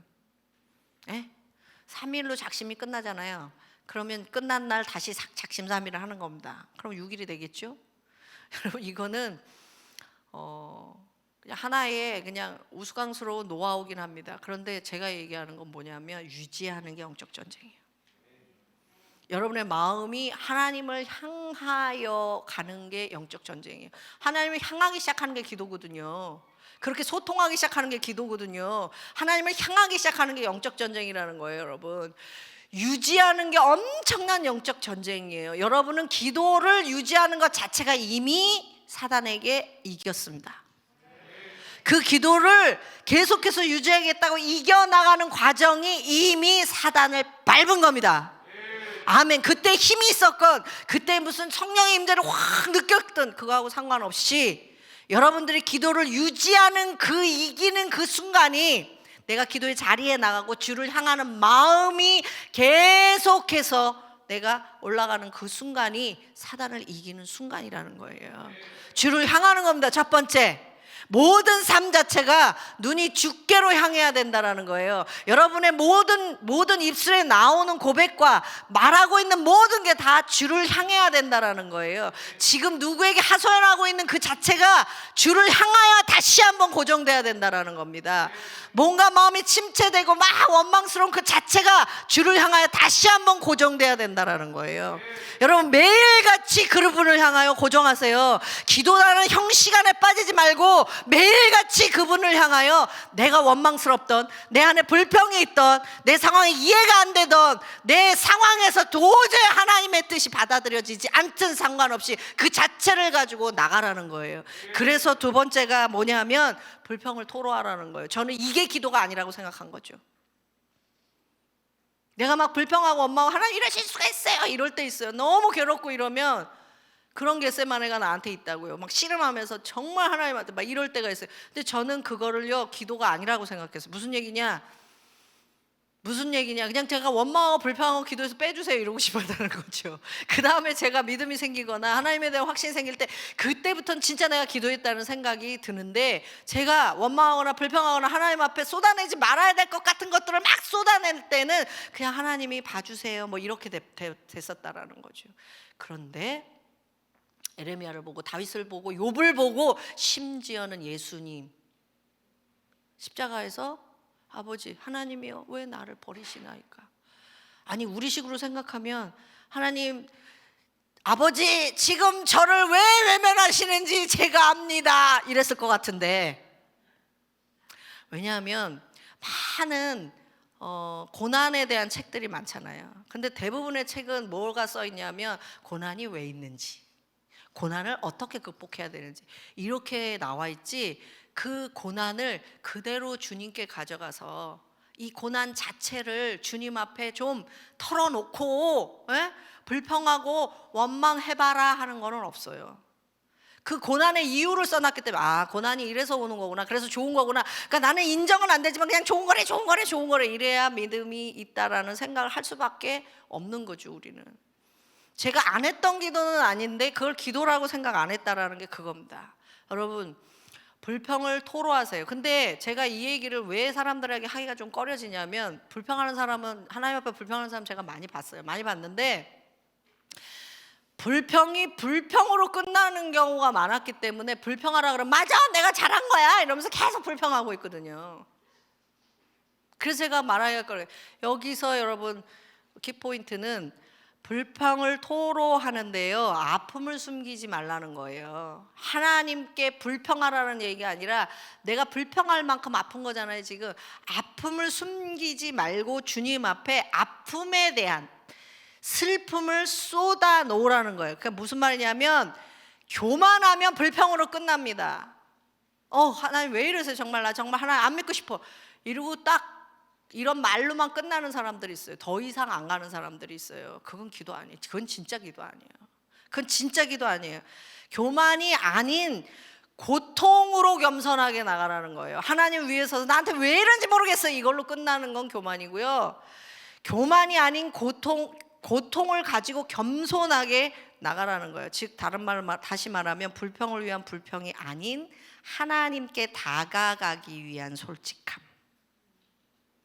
하나님께 다가가기 위한 솔직함은 꼭 필요합니다. 이것을 성경적인 불평이라고 얘기하는 거예요.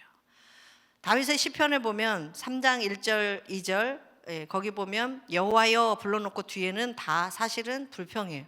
3장에 보면 일어나 나를 치는 자가 많으니이다. 다른 말로 얘기하면 아들까지 나한테 이럽니다 이런 얘기예요. 이거 많습니다. 나를 대적하는 자가 많습니다. 아들까지 나를 대적해요. 아들까지 나를 이렇게 얘기하는 거예요. 지금 많은 사람이 있어 나를 가리켜 말하길 저는 하나님께 도움을 얻지 못한다 하나이다. 아들까지 저렇게 반영을 이렇게 누가 다윗을 왕으로 다시 도울 수 있겠는가, 이렇게 손가락질하고 있다라는 거예요. 이게 뭐예요? 지금 상황 그 자체를 고통으로 가지고 그대로 지금 가지고 나가고 있는 거예요. 13편에는 이렇게 말합니다. 여호와여 어느 때까지니까 나를 영영히 잊으시나이까. 제가 그랬죠. 심상에서 주님 나를 버리시나이까 이런 말이 저절로 나오더라고요.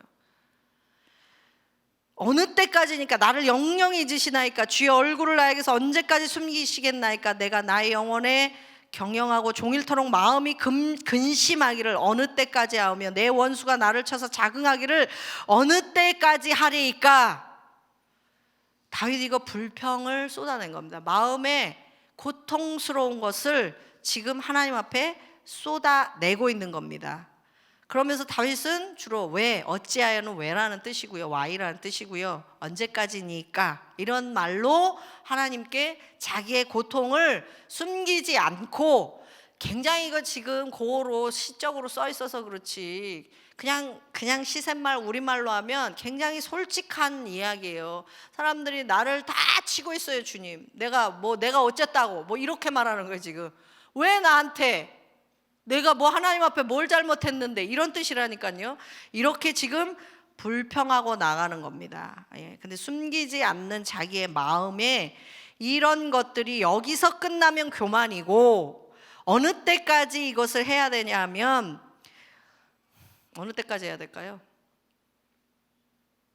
이렇게 하라 그러면 이렇게 1, 2, 3 이렇게 내 마음의 불평을 이야기하고, 두 번째 하나님을 찾고 불평을 이야기하고, 그 다음에 뭐라고, 이렇게 하라는 얘기가 아니라요. 사실 이렇게 하나님께 다가가기 위한 원망의 질문들, 불평의 질문들, 다가가기 위한 거잖아요. 다가가기 위한 질문들을 여러분들이 숨기지 않고 마음의 아픔들과 고통을 가지고 나아가기 시작하면요, 어느 순간에 전환점이 오기 시작해요. 한마디로 되는 거 아니에요. 제가 많이 해봤어요. 또 시켜봤어요. 사실은 저한테 상담하러 오는 사람들이 엄청난 고통을 갖고 오는 사람들이 많아요. 어떨 때 보면 이게 드라마에 나오는 사람 같은 사연을 갖고 있는 사람들도 많이 있어요. 그런데 그 사람들이 너무 고통스러워서 기도할 데가 없고 기도받을 데가 없어서 오는 거죠. 그러면 근데 쟤는 저가 이렇게 딱 들을 때 뭐라고 말을 해줄 수가 없어요. 그래도 거기 하나님 뜻이 있지 않겠습니까? 그래도 하나님은 선하신데, 이런 말 자체를 할 수가 없는 그런 사연 앞에 울고불고 슬픔에 너무 마음이 뭉그러져 가지고 그 누구의 위로도 받을 수 없는 상황을 갖고 오는 사람들이 종종 있습니다.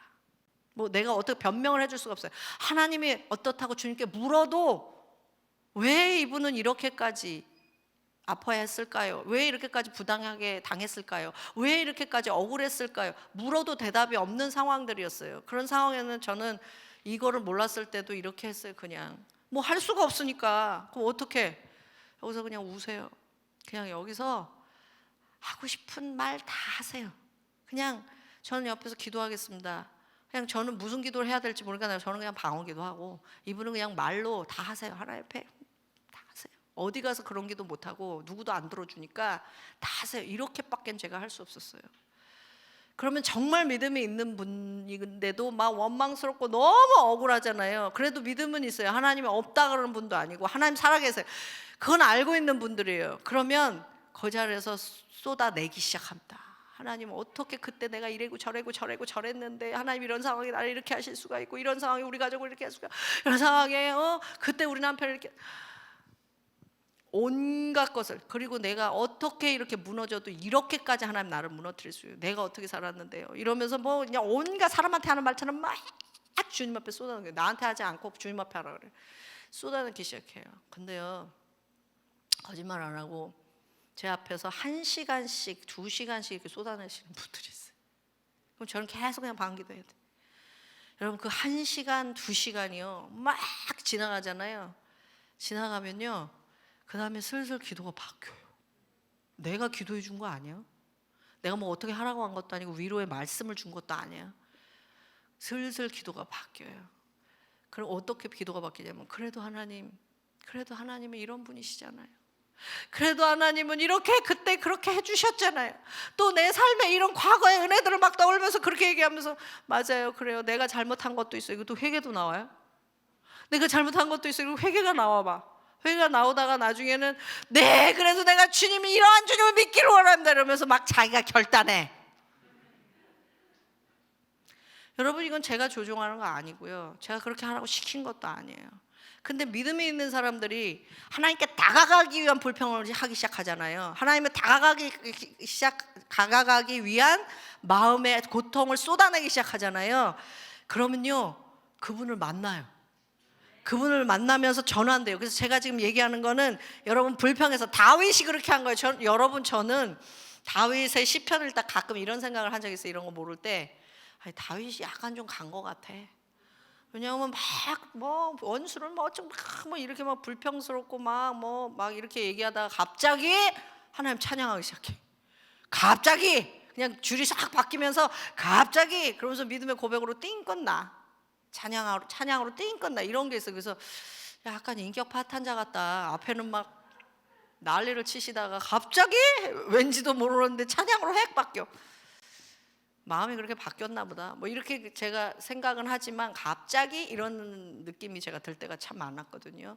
그런데요, 하나님 앞에 이 애통의 기도를 하고 나가기 시작하잖아요. 주님께 다가가기 시작하면 전환점이 확 와요. 그거는 제가 다른 사람한테 실험해 봤을 때도 봤고요. 제가 기도할 때도 많이 느꼈어요. 제가 막 주님 앞에, 그래서 주님 앞에서 하는 게 되게 중요해요. 사람 앞에서 하지 마소서. 할렐루야. 사람 앞에서 하는 건 그 사람을 더럽히고 나를 더럽혀요. 근데 주님 앞에서 하면, 주님 앞에서 하기 시작하면요, 딱 전환점이 오기 시작해요. 갑자기 제 마음 안에 있는 것들이 딱, 이거는 카타르시스라는 거 있죠. 뭐가 내 안에서 막 감정적인 게 다 쏟아져요. 그 카타르시스로 끝나면 이건 기도가 아니고요. 카타르시스가 되긴 해요. 내 마음 안에 다 끄집어 나와요. 근데 그 순간에 제가 하나님 앞에, 진짜 하나님 앞에 다가가기 시작한 거라면 반드시 주님을 만나는 전환점이 있어요. 그때는 과거의 은혜들이 기억나요. 맞아요. 그때 저한테 그런 기적을 베푸셨잖아요. 그때 그런 걸 문제를 해결해 주셨잖아요. 그때 그 은혜를 베푸셨잖아요. 제가 그 기도했을 때 그때는 그걸 바꾸셨잖아요. 라는 은혜의 고백들이 나오면서 제가 주님을 못 믿었네요. 주님 용서해 주세요. 내가 주님 앞에서 주님의 뜻을 모른다고 주님을 오해했네요. 용서해 주세요. 내가 잘못한 게 뭐네요 하고 죄가 회개가 나오면서 그 다음에는 정신이 나기 시작해요. 그러면서 이제까지 우리가 중보기도에서 배웠던 그 찬양을 하기 시작하더라는 거죠. 저도 그렇게 되고요.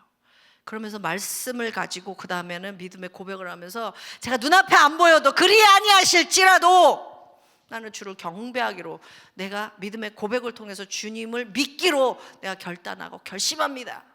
이렇게 전환점이 오기 시작하는 거예요. 그래서 여러분의 고통을 털어놓는데 전환점이 올 때까지 털어놓으셔야 된다라는 거예요. 근데 제가 그 책에서 배운 것 중에 하여튼 너무 좋은 말로 많이 되는데 제 입으로 다 안 나오네요. 여러분이 원하면 책 읽어보세요. 엄청난 좋은 표현들이 많습니다. 잘 해석해 놓으셨어요. 근데 그 책에서 제가 이렇게 얻은 인사이트는, 그분이 자기의 고통을 이제 공동체와 또 자기가 목사니까 사람들 앞에서 자기는 사실 두렵고 믿어지지 않고 계속되는 그 고통이 있었는데, 그 아픔이 있었는데 그 고통을 계속 겪고 기도해도 또 일어나고 또 일어나고 그러니까 그거를 아무에게도 믿음 없다고 할까봐 솔직하게 자기가 얼마나 이것 때문에 두렵고 힘들고 고통스러운지를 얘기를 못한 거죠. 같이 기도하는 목사님들한테도 얘기를 못한 거예요. 근데 어느 날 너무 여기까지 차가지고 주님 앞에 이런 이제 불평의 이 기도를 이렇게 중보기도하면서 터트려 버린 거예요. 주님, 저는 이게 너무 고통스럽고 나는 너무 안 믿어지고 너무 두렵고 이제 막 이렇게 막. 목사님들이 그렇게 기도하면 안 되잖아요. 그런데 같이 기도하는 중보하시는 목사님이 이분을 붙잡고 같이 울면서 동일한 그 아픔을 그대로 같이 기도해 줬다는 거예요.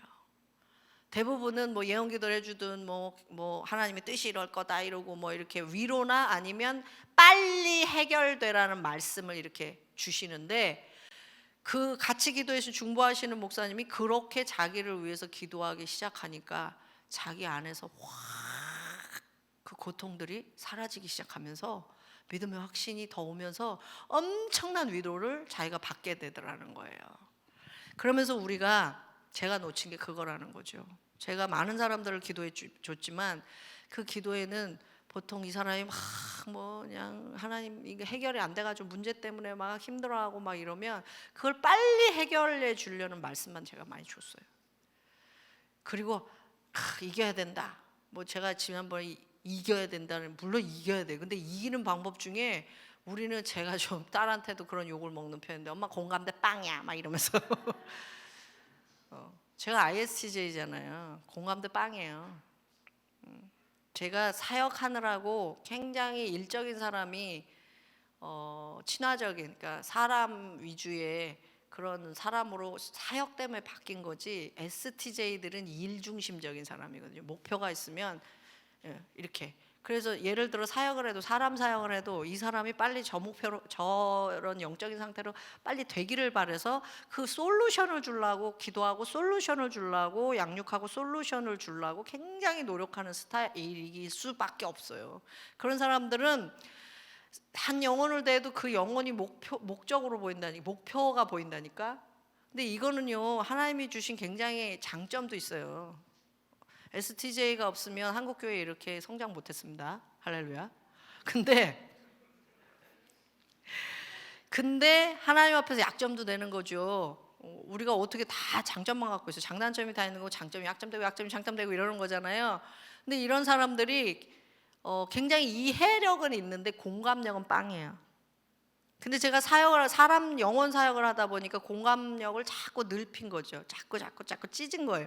근데 내 용량을 찢은 거예요. 그런데 다른 사람을 향해서는 그거가 찢어지는데 그 자녀들을 향해서는 잘 안 찢어져요. 왜냐면 내 기대치가 있기 때문에. 그러니까 이제 딸들한테 이걸 제일 많이 먹은 거죠. 엄마 공감대 빵이야 맨날 이러면서. 근데 생각을 해보니까 그걸 부인했지만, 생각을 해보니까 진짜 공감대 빵이에요. 근데 제가 애통의 기도를 배우면서 주님이 그 침상에서 저를 가르치시는데, 제가 진짜 공감대가 빵이구나 알았어요. 제가 중보기도할 때 늘 마음이요, 이 사람이 막 문제 때문에 힘들어하고 막 기도받고 있으면 그 문제를 해결하는 저기가 있어요. 제 마음을. 이 사람의 마음에 이 고통스러운, 그다음에 이 슬픔을 좀 하나님 앞에 고하고 같이 고해주고, 뭐 같이 울기까지는 못해줘도, 근데 사실은요, 중보기도는 우는 자와 같이 울고 기뻐하는 자와 같이 기뻐하는 게 중보기도입니다. 네. 우는 자와 같이 울고 기뻐하는 자와 같이 기뻐해 주는 게 중보예요. 근데 제가 그 부분은 기도라고 별로 생각을 안 한 거죠. 빨리 해결돼서 저만침 나가 있는 그 영적인 게 저만침 나가서 빨리 해결하는 거, 이게 저한테는 목표였다는 거예요. 그런데 이게 지금 보면 그럼 우리가 뭐 이게 막 이렇게 기도하는 걸 꼭 늦추는 것 같은 느낌이 아니에요, 여러분. 앞으로는 여러분, 우리 자신도 그렇고 우리 주변의 사람들도 그렇고, 우리가 뭐라고 기도해 줄 수 없는 상황에 빠지는 시대가 다가옵니다. 점점 고통이 많아지고, 교회는 점점 치유돼야 될 사람들이 많아지고, 점점 우리가 기도한 대로 안 되는 것도 많이 보이기 시작하고. 어떻게 기도할 거예요, 여러분? 우리가 갖는 고통을, 우리는 보통 불평으로 끝나는 사람이 있고, 또 하나는 어떻게 끝나는 사람이 있냐면 침묵하거나 회피하는 거예요. 심지어는 교회에서 정말 믿음이 있는데, 뭔가 막 믿음이 있는데 뭐 당하는 저주 같은 게 있어 보이는 그런 일을 당했다. 그러면 사람들이요, 말을 안 해. 말을 안 하고 자꾸 그냥 이게 쉬쉬해. 피하고 싶은 거예요, 우리가. 네. 그리고 그냥 어떻게 됐지? 그리고 뒤에서만 궁금해하고. 여러분, 앞으로는 이렇게 해서 우리가 못 이겨요.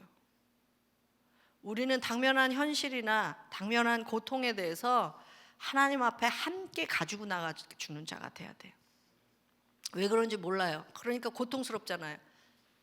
고통스러우니까 고통스러움 자체를 가지고 나가라는 거예요. 주님은 그거를 받기를 원하신다라는 거예요. 십자가에서 아버지여 왜 나를 버리시나이까, 그 고통스러움을 지금 표현하고 계신 거잖아요.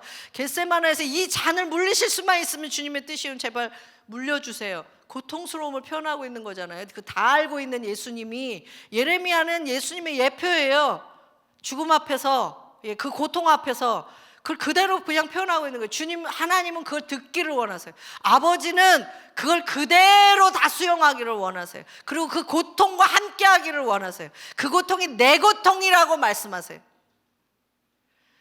그 아들의 고통이 하나님의 고통이었고 그 하나님의 고통은 아들의 고통이었어요. 우리도 아들입니다. 우리가 자녀된 우리도 아들이에요. 우리의 고통이 그대로 하나님의 고통이 되기를, 아니 하나님이 그 고통을 그대로 공감하기를, 그래서 그 하나님이 그 공감한 하나님의 고통을 여러분들에게 풀어주시기를. 그 하나님은요 그렇게 우리에게 인격적인 분이세요. 근데 우리를 그 하나님 잘 못 믿어요. 제가 그랬죠. 하나님은 정말 거룩하시고 진실하사, 그분의 사랑은 진실하사, 우리의 눈높이로 우리의 고통을 다 아실 수 있는 그런 진실하신 분이시기 때문에, 그렇지만 완전하신 분이시기 때문에 그 가운데 우리를 두셨다면 우리는 주님이 그것을 다 알고 있다는 믿음으로 담대하게 나가야 됩니다. 세 번째, 다윗이 한 것이 뭐냐면 담대히 구하고 요청해요. 시편 3편 7절 8절 보면 여호와여 일어나소서, 모든 원수의 뺨을 치시며 이를 꺾으시고, 제발 좀 다른 사람한테 복 주지 말고 주의 백성에게 복을 내리소서. 여러분 얼마나 대단한 기도입니까? 막 불평을 털어놓고 그 다음에 주님한테 막 요청하는 거예요. 여러분, 다윗은 하나님에 대한 신뢰가 있었어요. 구체적으로 요청하셔야 됩니다. 주님 이렇게 하신다 그랬잖아요. 이렇게 해주셔야죠. 주님 그렇게 우리를 구원하셨잖아요. 이렇게 하셔야죠. 주님 우리가 이렇게 되는 걸 원치 않으시잖아요. 우리를 이렇게 낫게 하셔야죠. 이렇게 담대하게 요청해 나가고 있는 겁니다. 13장 시편 13장은 그렇게 얘기하죠. 하나님이여 나를 생각하시고 좀 응답해 주시고 내 눈을 좀 밝혀주시고, 얼마나 구체적으로 요청하고 있는지 모릅니다. 여러분, 세 번째 단계는 아주 구체적으로 담대하게 요청하는 거예요. 불평을 해결해 줄 구체적인 행동을 여러분 요청하셔야 돼요. 이때 제일 중요한 건 하나님의 성품에 낯을 내리셔야 돼요. 하나님이 선하세요? 그 믿음을 선포하셔야 돼요. 왜? 앞에서 이미 하나님께 다가갔을 때, 불평을 가지고 다가갔을 때 그분의 성품에 우리는 닻을 내린 거예요. 내가 이렇게 기도하면 안 들어주실지도 몰라, 아니면 하나님 날 미워하실지도 몰라, 아니면 하나님 없을지도 몰라, 이런 게 아니었잖아요. 이미 하나님을 신뢰하고 내 마음의 고통을 털어놓기 시작했다라는 거예요. 거기서부터 시작됐기 때문에 이 요청은 하나님의 성품에 이미 닻을 내리고, 또 하나 우리의 연약함을 뭐 하신 분이에요? 히브리서 4장에 대제사장으로서 다 채울하신 분, 동정하신 분이라고 돼 있고, 개역 한글에는 채율하신 분이라고 돼 있어요. 채율이라는 단어가 아주 함축적입니다. 이 채율하셨다라는 것은 우리의 연약함을 다 경험하셨다라는 거예요. 그건 약속이에요. 그러므로 그분은 우리의 연약함이 어떤지 아시기 때문에 반드시 우리의 구체적인 요청에도 주님이 우리의 연약함을 해결해 주실, 그러한 주님의 성품이 있다라는 겁니다. 채율하신 성품이 있다라는 거예요. 연약하신 성품을 이해하신, 우리의 연약함을 이해하신 성품이 있다라는 겁니다. 자, 우리가 담대할 수 있는 이유는 하나지요. 뭐예요? 약속을 근거로. 그래서 제가 말씀을 가지고 기도하라는 건 뭐예요? 약속을 담보로, 약속을 근거로. 기독교는 약속의 종교라고, 창세기부터 약속하셨다고. 그래서 제가 토라 스토리 듣다가 너무 마음에 감격해서 눈물이 찡 나는 거 한 가지. 성경은 하나님은 고난받는 자의 편이라고, 약한 자의 편이라고, 하나같이 윤리적인 기준에 의해서 옳은 사람의 편이 아니라 고난받는 자의 편이라고, 약한 자의 편이라고. 저 마음이 너무 찡하더라고요. 맞아, 창세기부터 계시록까지 보니까 하나님은 고난받는 자의 편이었어, 약한 자의 편이었어. 주님의 백성이 고난받을 때에 무조건 그 편이었어. 다윗이 고난받을 때 무조건 그 편이었어. 다시 왕위로 올리시잖아요.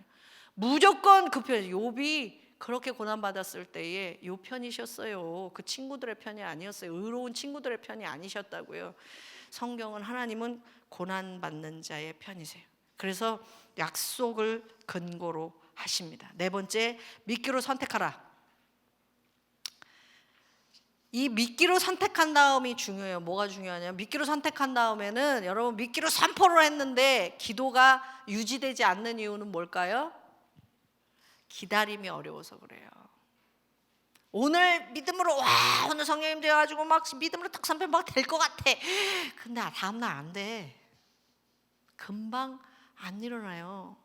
기왕 병 고쳐주려면 그냥 한 번에 확 낫게 해줬으면 좋겠는데 그 치유가 조금씩 그 아픈 가운데 은혜로 그 상황에서 나아지는 거예요. 제가 3주 동안 침상을 지켰어야 되는 거. 그냥 하나님 나한테 그냥 제 기도를 들으시고 믿음의 선포로 나가게 하시면 좋은데 길게 끄시는 거예요.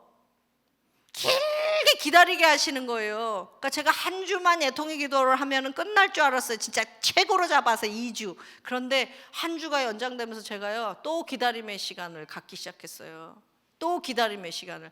여러분 믿음으로 선택하고 선포하고 믿음을 선택하고 하나님을 찬양하고 믿음을 선택하고 선포한 다음에 그 다음에 제일 중요한 건 그 다음에 유지시키지 못하는 이유는 기다림과 소망의 시간을 빼앗기기 때문이에요. 그건 사단이 엄청 잘 훔쳐갑니다. 너 그렇게 기도해봤자 힘이 없잖아. 너 그렇게 기도해봤자 안 일어나잖아. 눈에 안 보이잖아. 효과가 없잖아. 언제 일어날지도 모르잖아. 그럼 다시 우리는 가는 거예요. 어떻게? 언제까지 기다려야 됩니까? 이렇게 주를 향하여 언제까지 기다려야 됩니까? 이럴 수밖에 없어요. 예. 그런데 이때에 하나님은 엄청난 걸 우리한테 가르치기 시작해요. 믿음으로 선택하고 찬양하고 나서 기다리는 시간 동안 우리는 뭘 하기 시작하냐면 우리 삶의 통제권을 나에게서 내려놓는 거예요. 이젠 통제 불가능이야. 내가 뭐 어떻게 할 수가 없어. 요때가 가장 영적인 시간이에요. 사실은 기도를 막 선포하고 열심히 하는 것도 내 통제 안에 있을 때가 있어요. 내 통제 안에 있을 때가 있다고요. 그런데 어떨 때 정말 그 시간이 길어지면 내 통제권을 벗어나요. 나는 어떻게 할 수가 없어. 기도밖에 없어. 그냥 기도도 막 소리쳐서 아니고 주님 그렇게 하라고 하셨잖아요 하고 주님의 약속의 근거를 가지고 주님께 주장하긴 하는데 목 놓아 아주 막 힘있게 주장하지 못하고 막 간절히 그냥 막 매달리듯이 하는 그것밖에 내가 할 수가 없어요. 은혜를 구할 수밖에 없어요. 그때 제가 필요했던 건 정말 긍휼이었거든요. 주님 날 불쌍히 여겨주세요. 요것밖에 못해요. 기다리는 시간 동안은. 여러분 삶의 통제권을 내려놓는 그 순간, 내가 나의 삶을 통제하는 것을 내려놓는 그 순간, 그게 하나님을 기다리는 시간이죠. 왜냐하면 내가 어떻게 할 수 없으니까. 하나님을 기다리는 시간. 그 기다리는 시간은요 절대로 낭비가 아니에요. 그분께 소망을 두는 시간이고요. 예. 미래가 불투명하여도 하나님이 지금도 우리를 온전하게 다스리고 있다고 믿는 시간이에요. 여러분 앞으로 마지막 때는요 정말 하나님이 지금 통치하고 계신가? 이런 생각이 들어요. 교회는 점점 핍박받고 점점 우리는 타격을 받고 뭔가 복음 전도도 쉽지 않고 세상은 어두워지고 우리 빨리 선교해서 빨리 이렇게 해야 되는데 그 길도 쉽지 않고 맨날 우리는 이렇게 맞고 뭐 몸으로 육체로 맞고 영혼으로 맞고 막 문제로 맞고 이러면서 뭔가 자꾸 막히고 막 우리는 더 연합해서 사랑해야 되는데 뭐 어떨 때는 분리도 일어나고 막 우리 안에 정말로 갈수록 하나님이 우리를 통치하시는 거 맞나? 세상을 통치하고 계신 거 맞나? 요 의문이 제일 많이 들 겁니다. 그런데 여러분 세계 역사에서 가장 부당했던 사건이 있어요. 가장 말도 안 되고 억울하고 부당했던 역사가 있습니다. 뭘까요? 십자가죠. 하나님이신 그분이 오셔서 강도보다 못한 저주의 십자가형을 받았어요. 모든 사람들이 십자가에 못 박아라 그래가지고 역사 중에 가장 부당한 일이었습니다. 그런데 그 가장 부당하고 가장 억울했던 그 일이 어떻게 됐어요? 인류를 구속하시는 역사로 바뀐 거예요. 역사 중에 가장 부당하고 가장 억울했던 그 사건이 하나님의 놀라운 가장 큰 역사의 구속 사건이 되었다면 우리에게 있던 가장 부당하고 억울하고 뭐 핍박받고 어떤 악한 일이 어떤 문제가 우리에게 있은들 하나님이 그걸 못 바꾸실까요? 하나님이 그 안에 계획이 없으실까요? 하나님이 그 일을 그냥 당하게 우리에게 놔두실까요? 우리는 세상을 향해서, 예레미야는 그걸 한 거예요. 뭘 한 거냐면 망가진 세상을 놓고 애통하기 시작한 겁니다. 사실 애통의 키는 뭐냐면요, 하나님의 통치, 하나님의 다스림이 없는 것에 대한 애통을 해야 되는 거예요. 중보에서의 애통은 뭐냐면 하나님의 통치, 하나님의 다스림이 없어진 것 같은 이 안타까움을 슬퍼해야 된다라는 겁니다. 여러분, 우리 고칠 수 없는 질병에 걸리는 것도 하나님의 통치가 없는 거예요. 뭐예요? 우리 육신에 하나님의 다스림이 정상적으로 있다면 우리는 정상적으로 건강하셔야 돼요. 그런데 하나님의 정상적인 통치가 내 몸에 안 이루어지고 있는 겁니다. 이 사회가 왜 이렇게 좌파로 흘러가냐? 하나님의 통치가 정상적으로 안 흘러가고 있어요. 하나님의 성경적인 것을 부인하고 통치와 다스림이 먹히지 않고 있어요. 이루어지지가 않고 있어요. 이것을 애통해야 돼요, 여러분. 애통하는 자의 기도는, 애통하는 기도는 내 문제와 내 고통을 주님 앞에 가져가는 것일 뿐 아니라 내 문제가 하나님의 통치와 다스림이 있으면 해결될 텐데 하나님의 뜻의 다스림이 나에게서 떠났기 때문에 나에게도 문제가 있는 것이고 내 주변에도 문제가 있는 것이고 하나님의 나라에 문제가 있는 것이고 교회에 문제가 있는 것이고 저 열방에 문제가 있는 것이고 세상에 심판이 올 만큼 문제가 지금 있는 것입니다. 사실은 애통의 눈을 뜨기 시작하면 뭐가 보이기 시작하냐면 하나님의 다스림이 없는 것에 대한 슬픔, 하나님의 다스림을 갈망하게 되는 이 마음, 하나님이 다스리고 싶어 하시는데 그것을 우리가 받아서 누리고 그대로 순종하지 않고 있기 때문에 하는 이 마음의 엄청난 아픔, 이것이 우리의 것이, 그런 관점이 우리에게 눈에 띄게 돼 있다라는 거예요. 진짜 중보자는 뭘 보고 있습니까? 세상에 하나님의 통치가, 하나님의 이 다스림이 없는 이것을 애통해야 되는 거예요. 그 세상이 나를 핍박하고 내 고통이 되고 내 핍박이 돼서 나한테 손해가 오고 내가 힘들어지는 거, 이건 두 번째 문제고요. 그건 당연히 오는 거고요. 사실은 그렇게 되는 이유가 뭐예요? 사실은 그렇게 되는 이유가 뭐예요? 사단이 죄를 가져왔기 때문에 우리의 모든 삶이, 모든 먹거리와 모든 환경과 모든 게 다 깨져가지고 우리에게는 암이라는 게 와가지고 이렇게 우리를 괴롭히고 있는데, 어떨 때는 암 위에 하나님이 분명히 계신데 왜 하나님 위에 암이 있는 것 같지? 이럴 때가 저는 많아요. 솔직히 이렇게 막 낙심으로 다가올 때마다 하나님의 통치가 안 이루어지고 있는 거잖아요. 우리 몸에, 우리 이 자연계에, 이 육체에. 여러분, 무엇을 우리가 슬퍼해야 될까요? 정말 하나님의 통치, 하나님의 이 자연계에 하나님의 피조를 창조하신 원칙, 이게 지금 하나도 주님의 뜻대로 돌아가고 있지가 않다라는 겁니다.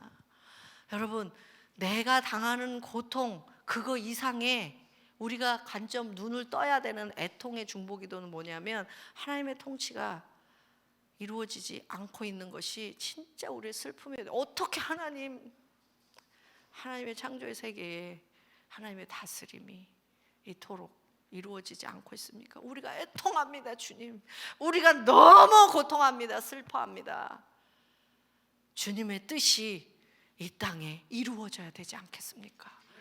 그것이 한 개인에게서, 사회에서, 나라에서, 열방에서, 이것이 사실 애통하는 자가 보기 시작하는 관점이 될 거라는 겁니다. 그러나 우리가 애통하는 기도를 할 때에 마지막에 이것이 믿음으로 오기 시작하는 거예요. 뭐예요? 어떠한 상황에서도 하나님은 모든 것을 다스리고 계시다. 예수님이 십자가를 지고 그 억울한 죽음을 당하는 것 같은, 저주의 죽음을 당하는 것 같은, 사단이 이기는 것 같은 그 순간에도 하나님은 하나님의 나라와 이 세상을 어떻게 하고 계셨다? 다스리고 계셨다. 구속사역의 계획을 가지고 다스리고 계셨다. 지금도 마찬가지다. 왜? 예수님이 오시는 것을 위해서 하나님은 우리가 알 수 없는 일일지라도, 아직 다 파악하고 있지 못하고 이해하지 못하는 일일지라도 하나님은 이 모든 것을 지금도 이러한 고통 속에서 하나님의 일을, 하나님의 뜻을 가지고 다스리고 계시다. 우리는 이것을 믿음으로 선택하고 뭐 해야 돼요? 기다려야 되는 거예요.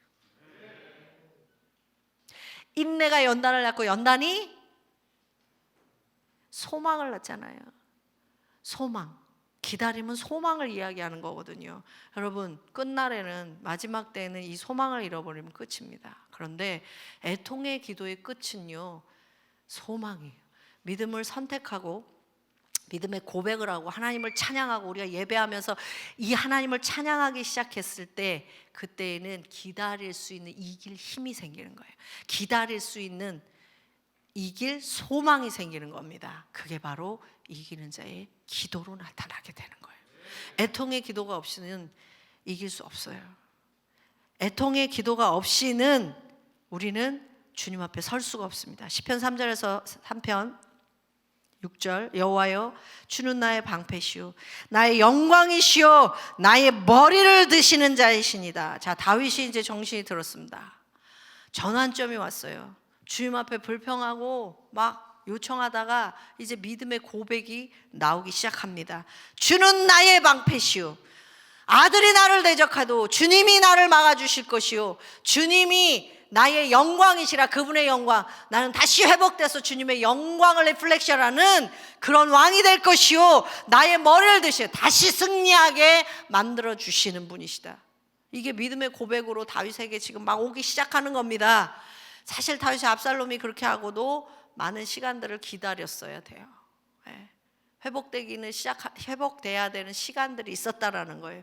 그 가운데서 다윗이 했던 고백이에요. 이게 내가 나의 목소리로 여호와께 부르짖으니 그 성산에서 응답하시는도다. 내가 누워 자고 깨었으니 여호와께서 나를 붙드심이로다. 천만인이 나를 둘러치려 하여도 나는 두려워 아니하리이다. 이게 다윗의 고백이고, 결국은 다윗의 이 믿음의 고백과 찬양을 통하여서 다윗은 어떻게 했어요? 결국은 왕자로 다시 회복됩니다. 그 승리, 이기는 자로서 그 승리를 다시 얻게 됩니다. 우리의 끝은 불평으로 끝날 수 없어요. 불평의 상황으로 끝날 수 없어요. 우리의 끝은 이미 정해져 있습니다. 사실은 이기는 자의 끝은 그 상급과 예수님 오셔서 영원한 나라로 이미 성경은 다 말하고 있어요. 끝이 우리가 모르는 게 아니에요. 근데 우리는 자꾸 미래를 두려워해요. 이러다가 어떻게 되는 거야 우리? 이렇게. 사실은 끝은 이미 성경이, 그 끝은 이미 말씀 다 끝내 놓으셨어요. 더 이상의 약속이 없습니다. 다 끝내 놓으셨다는 거예요. 끝이 있어요. 그리고 끝에 대한 약속이 있습니다. 그것에 대한 여러분들의 선택과 여러분들의 믿음의 고백, 그 이후의 기다림. 자, 우리의 고통과 하나님의 약속 사이에서 기다리는 동안 하는 게 뭐예요? 애통의 기도가 될 것입니다. 여러분의 사실은 이 애통의 기도는 뭘 가져오냐면요, 공동체의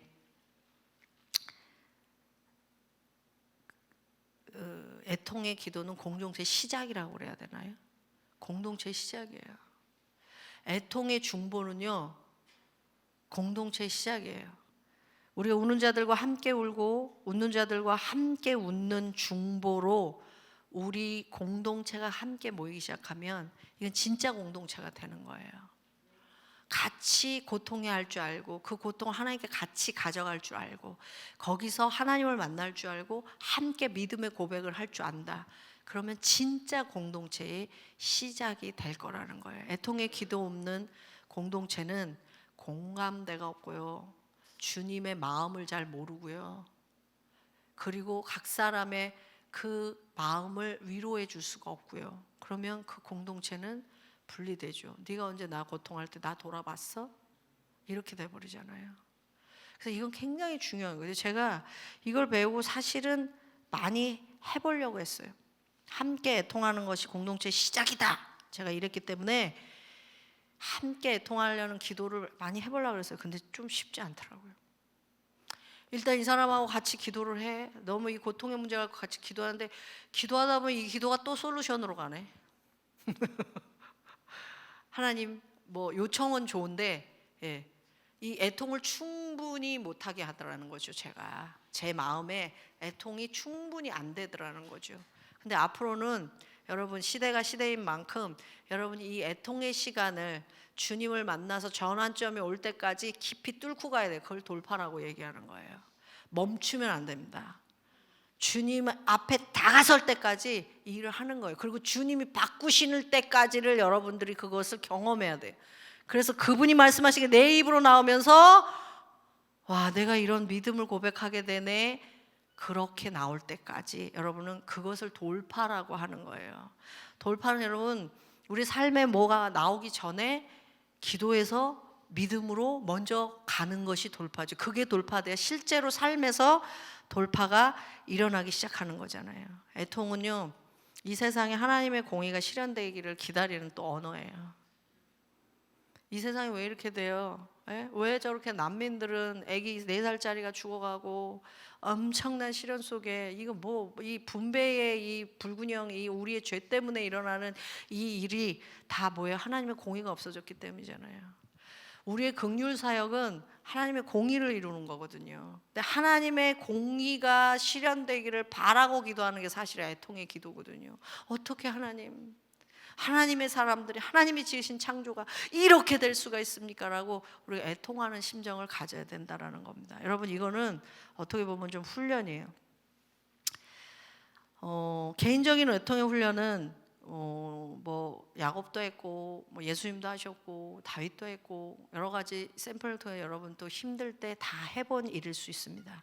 근데 하나님 나라를 위한 애통의 훈련은 여러분들이 좀 하셔야 될 것 같은 생각이 듭니다. 왜냐하면 평상시에 여러분 나한테 오는 직접적인 고통이 아니면 여러분 그렇게 애통해하지 않아요.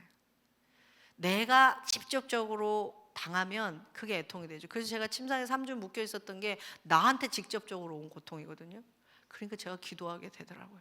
이 상황의 한국교회, 이 상황의 크리스찬, 이 상황의 하나님의 나라, 이 상황에 그것을 겪고 있는 모든 사람들까지, 그리고 이것을 통해서 하나님을 욕되게 하는 모든 것들이 다 보이기 시작하면서 그 침상에서 애통하기 시작한 거예요.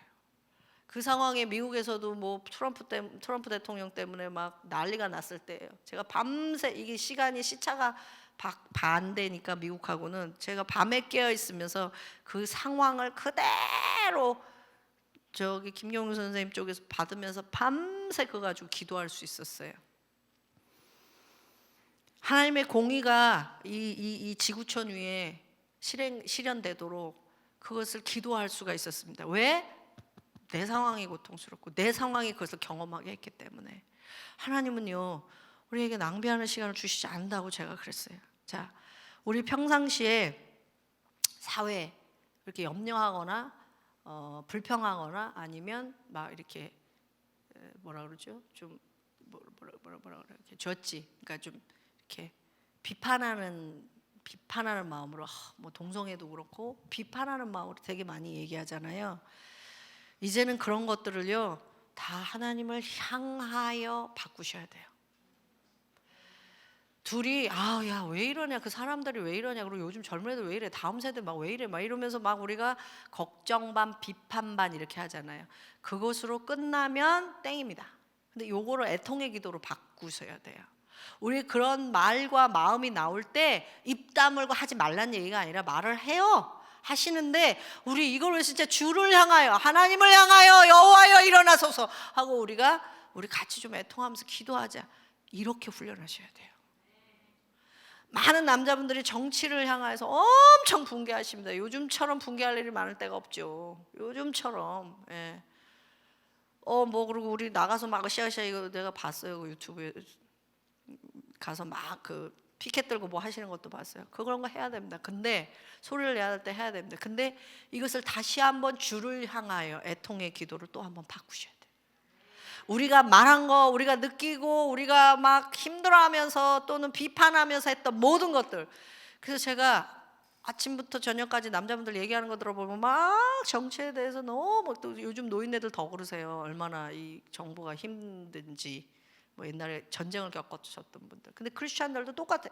아침부터 저녁까지 뭐 뉴스 듣고 뭐하고 계속 큰일이라고, 나라가 망조라고. 근데 이 크리스찬들이 그걸 기도로 못 바꾼다는 얘기예요, 여러분. 애통의 기도로 바꾸세요. 그래서 때를 얻든지 못 얻든지 기도하라, 이 말은요 그거예요. 지금 그런 생각이 들었어요. 그런 말을 했어요. 그런 아픔을 얘기했어요. 그런 걱정을 얘기했어요. 그 자리에서 주를 향하여 다시 한번 바꾸시라는 얘기예요. 주여, 지금 이렇고 저렇고 저렇습니다. 주님, 이 하나님의 다스림이 통치가 이 나라에 없어요. 그래서 법은 이렇게 바뀌고 사람들의 생각은 이렇게 바뀌고 아이들의 생각은 이렇게 바뀌고 이것이 옳다고 얘기하고 주님 이렇게 망가지고 있습니다. 망가진 세상을 향하여 예레미야 애가 4장에 보면 정확히 써요. 여러분 애가 잘 읽어보세요. 애가 써보면 망가진 세상에 대해서 엄청으로 애통하고 있어요. 예레미야 애가 1장 2절을 보면 그러다 보면 우리 안에 이 망가진 세상에 대해서 막 기도하다 보면요 우리 안에 우상도 드러나요. 우리가 뭘 우상으로 삼고 있지? 우리가 애통하고 있는 게 뭐예요? 돈이에요? 재정이에요? 뭐가 무너져 가고 있어요? 뭐 관계예요? 뭐 자식이에요? 뭐 남편이에요? 예를 들면 뭐 교회에 어떤 모이지 못하는 거예요. 이런 모든 걸 애통하다 보면 내가 제일 중요하게 생각하고 있는 게 나타나요. 그게 예레미야 애가의 우상이 드러나는 게 보여요. 4장에 보면 우리 안에 애통의 기도를 하다 보면 내 안의 우상, 이 사회의 우상, 모든 우상들이 나와요. 드러나게 돼 있어요. 그 우상들이 드러나게 돼 있다라는 거예요. 애통의 기도는요 자기의 안의 우상도 드러냅니다. 이 사회의 우상도 드러내요. 내가 지금 비판하고 막 있는 것을 주를 향하여서 다시 기도로 바꾸다 보면 내가 지금 뭘 의지하고 뭘 우상시하고 뭘 원하고 있는지가 다 드러나게 돼 있다라는 겁니다. 그렇게 가르쳐 주세요. 그러면 우리는 주님보다 이걸 더 의지했군요. 주님 말고 이걸 내가 더 마음에 품고 있었군요. 이걸 더 염려하고 있었군요. 이걸 더 걱정하고 있었군요. 이걸 믿지 않고 있었군요. 무슨 얘기인지 아시겠어요? 이게 드러나게 됐어요. 그러면 그걸 회개하셔야 돼요. 그리고 주님 앞에 다시 한번 이거 주님이 이렇게 하실 겁니다. 주님이 약속하셨습니다. 어차피 이렇게 가는 거라면 주님 우리를 불쌍히 여겨주십시오. 이런 기도가 여러분에게 나오게 됐어요. 이거 훈련이에요. 여러분 그래서 제가 때를 얻든지 못 얻든지 이거 그냥 장난으로 하는 거 아니에요. 그냥 기도하자. 기도는 운동성이에요. 근데 운동성은 해야 일어나는 거예요. 시켜야 일어나는 거예요. 같이 막 이렇게 일으켜야 일어나는 거예요. 우리의 모든 입술에서 나온 말을 주를 향하여 다시 바꾸십시오. 그러나 불평하지 말라는 얘기 아니고 그 고통을 그대로 얘기하세요. 그리고 주님에게 요청하시다가 믿음의 고백이 나오거든 담대하게 선포하시는 겁니다. 거기까지 가세요. 그게 한 줄로 바뀌어도 괜찮아요. 언제까지니까 그래놓고 바로 믿음의 요청이 나오고 믿음의 고백이 나오면 괜찮아요. 그것도 뭐 시간을 많이 꼭 끌으라는 거 아니에요. 그러나 대부분의 애통이 슬픔이 깊으면 사실은 시간은 좀 걸려요. 그것들을 함께 가줄 수 있는 공동체 되기를 원하고 훈련이 되기를 원합니다. 그러면 신문 뉴스를 보시잖아요. 하나님의 공의와 통치가 이루어지지 않는 것을 볼 때 여러분들 애통의 기도를 풀어내셔야 됩니다. 제가 신문 뉴스를 보고 중보 기도를 하라고 많이 가르쳤어요. 근데 이 중보 기도가 바로 그거예요. 하나님의 공의가 이루어지지 않는 게 지금 뉴스에 뜨고 있고 사회적으로 돼 있잖아요. 여러분 이거에 민감하셔야 돼요. 그걸 보고 진짜 큰일이다 큰일 이러기는 참 쉬워요. 그걸 올려드리는 순간이 돼야 돼요. 주여 여호와여 지금 사회가 이렇습니다. 주님이 저걸 보고 계십니까?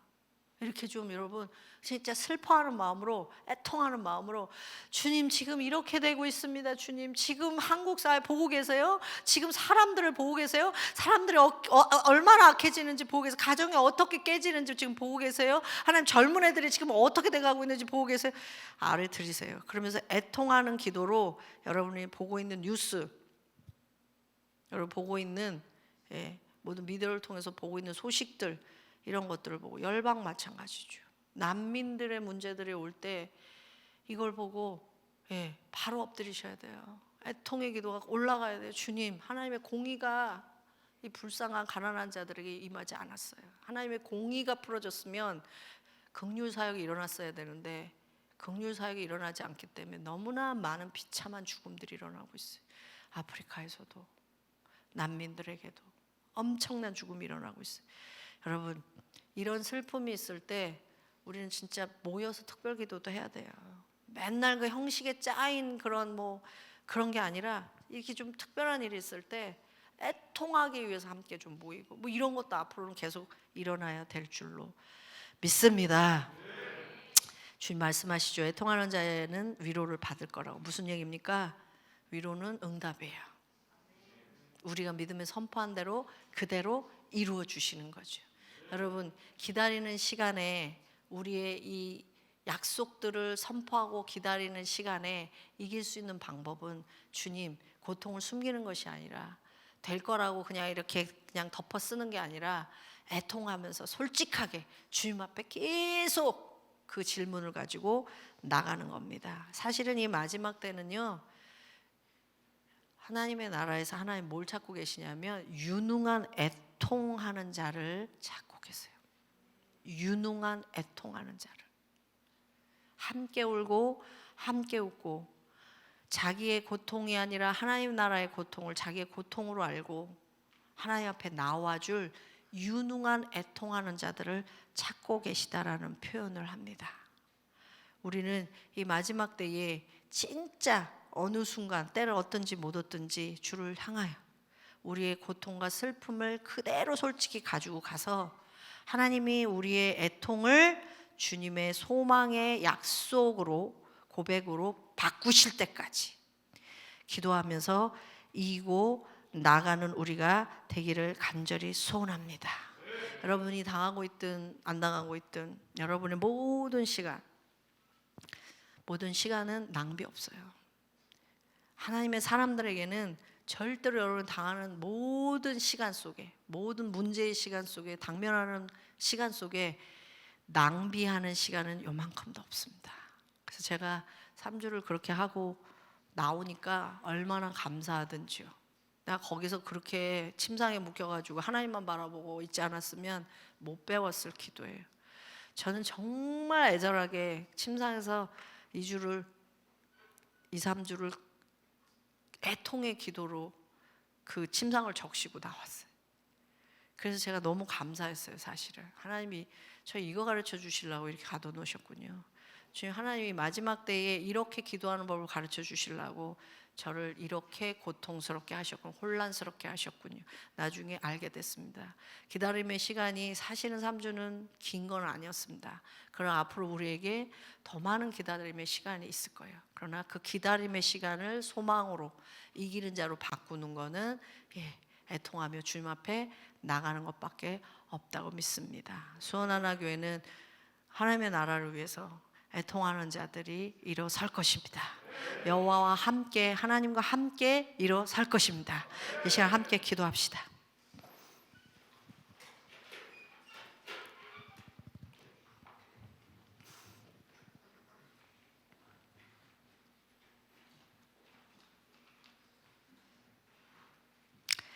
사단은 우리의 약점을 너무 잘 알고 있습니다. 우리가 얼마나 무엇을 계속 인내로 하지 못하는지, 기다리지 못하는지. 그러나 하나님은 하나님의 은혜만 바라볼 수밖에 없는 순간과 시간을 우리에게 허락하십니다. 뭐 다 이해할 수 없어도 좋습니다. 믿는 사람이라면 겸손히 하나님의 은혜만 바라볼 수밖에 없는 순간을 감사해야 될 것입니다. 그것이 가장 영적인 시간이기 때문입니다. 가장 영적으로 배울 수 있는 시간이기 때문입니다. 성경은 고난의 스토리들이에요. 왜? 하나님이 그 순간에 함께 하신다는 것을 보여주고 그 사람들의 편이라는 걸 보여주기 위해서죠. 우리는 고통의 시간을 통과하지 않으면 이런 거 실감이 안 날 겁니다. 그래서 우리는 고통이 정말 축복의 시간임을 결국은 알게 될 것입니다. 여러분, 우리가 마음속에 정말 주님을 향하여 솔직하게 나가지 못하고 믿음 있는 척한 게 있다면, 또 주님 앞에 드러내지 못하고 죄스럽게만 죄책감만 가지고 있다면 주님, 이 시간 우리 주님 앞에 좀 나아갑시다. 하나님께 다가가십시오. 우리가 믿음으로 선포하고 우리가 큰 소리로 주님 앞에 나가기 전에 먼저 주님 앞에 정말로 솔직하게 다가가십시오. 주님은 이미 우리에게 오신 분이고 내가 그분에게 다가갈 수 있도록 가까이 계신 분이십니다. 우리의 마음이 어느 때에 다가가지 못하고 있습니까? 우리가 하나님을 어떤 면에서 신뢰하지 못하고 있습니까? 주님, 우리의 마음에 두려움이 있다면 가지고 나가세요. 우리의 마음에 믿고 싶지만 두려워하는 것들이 있다면 가지고 나가십시오. 지금 고통의 현실이 나의 믿음에 두려움을 주고 있다면 이 시간 가지고 나가세요. 주님 가지고 나오기를 원하세요. 솔직하게. 여러분, 주님은 거룩하시고 진실하신 분이십니다. 그분은 그분의 진심을 다해서 우리를 사랑하고 계십니다. 주님은 우리의 모든 솔직한 고백을 통하여서 솔직한 감정을 주님 앞에 쏟아놓고 슬픔을 쏟아놓기를 원합니다. 단 겸손하게 주님 앞에 나가기를 원합니다. 주님, 우리가 약속에 근거하지 못하는 마음이 있으면 솔직하게 나오기를 원하고 계십니다. 주님은 우리의 그러한 약한 것까지도 우리 편이 돼 주시기 위해서 받기를 원하시고, 그거의 약한 것 때문에, 우리의 약한 것 때문에 주님이 우리 대신 살아주시기를 원하십니다. 주님, 우리가 주님의 은혜밖에 바라볼 수 없게 된 것을 우리는 감사합니다. 주님의 은혜밖에는 바라볼 수 없기에 주님, 우리 마음의 슬픔과 고통이 우리를 짓누르고 있는데도 그것을 가지고 주님 앞에 나갈 수밖에 없습니다. 이 시간 여러분 주님 앞에 나가세요. 여러분이 이 세상을 보고, 하나님의 나라를 보고, 하나님의 교회를 보고, 여러분 하나님의 공유와 하나님의 정말 통치가 이루어지지 않는 애통함이 있으십니까? 하나님의 나라가 무너져가고 하나님의 나라가 마치 하나님의 살아계심을 경험하지 못하고 다스림을 못 받는 것 같은 이 상황이 우리에게 얼마나 고통스러운지 여러분 주님 앞에 가지고 나가십시오. 주님, 우리를 오라고 하십니다. 우리를 오라고 하십니다. 가까이 있을 때 부르라고 하십니다. 주를 향하여 가세요. 우리의 입술로 비판하고 비평하고 한심해하고 힘들어하기보다 주를 향하여 우리의 마음을 가지고 나아갑시다. 여러분, 가정 안에 문제가 있습니까? 여러분, 우리 자신에게 아픔이 있습니까? 주님, 우리 교회와 열방에 아픔이 있습니까? 여러분이 보고 계신 것이 무엇입니까? 주님, 그것을 그대로 가지고 나오라고 하십니다. 감정만이 아니라 의지를 가지고 나오라고 하십니다. 애통의 의지를 가지고, 아버지의 애통함이 내 애통인 것을 가지고 이 시간 나오기를 원하십니다. 여러분, 더 깊은 기도를 원하시죠. 더 깊이 주님 앞에 나가기를 원하시죠. 우리의 껍데기만 기도하지 않기를 원하시죠. 바로 그것이 애통의 기도를 하기를 원하시는 주님의 마음입니다. 애통을 가지고 나아갑시다. 애통을 가지고 나아갑시다. 이 시간 주여 한번 크게 부르시고 여러분의 마음을 가지고 나가세요. 여러분의 그 부정적인 마음일지라도 그거를 솔직하게 가지고 나갑시다. 우리 함께 주여 한번 부르시고 주님 앞에 애통의 기도로 함께 나가시겠습니다. 주여, 주여, 주님, 우리가 아버지 하나님 주님 앞에 나아갑니다. 주님 앞에 나아갑니다. 아버지 하나님, 우리가 주님 앞에 나아갑니다. 주여 부르짖으며 나아갑니다. 주님, 우리가 기도해도 우리 눈앞에 보이지 않습니다. 우리가 원하고 우리가 아버지 하나님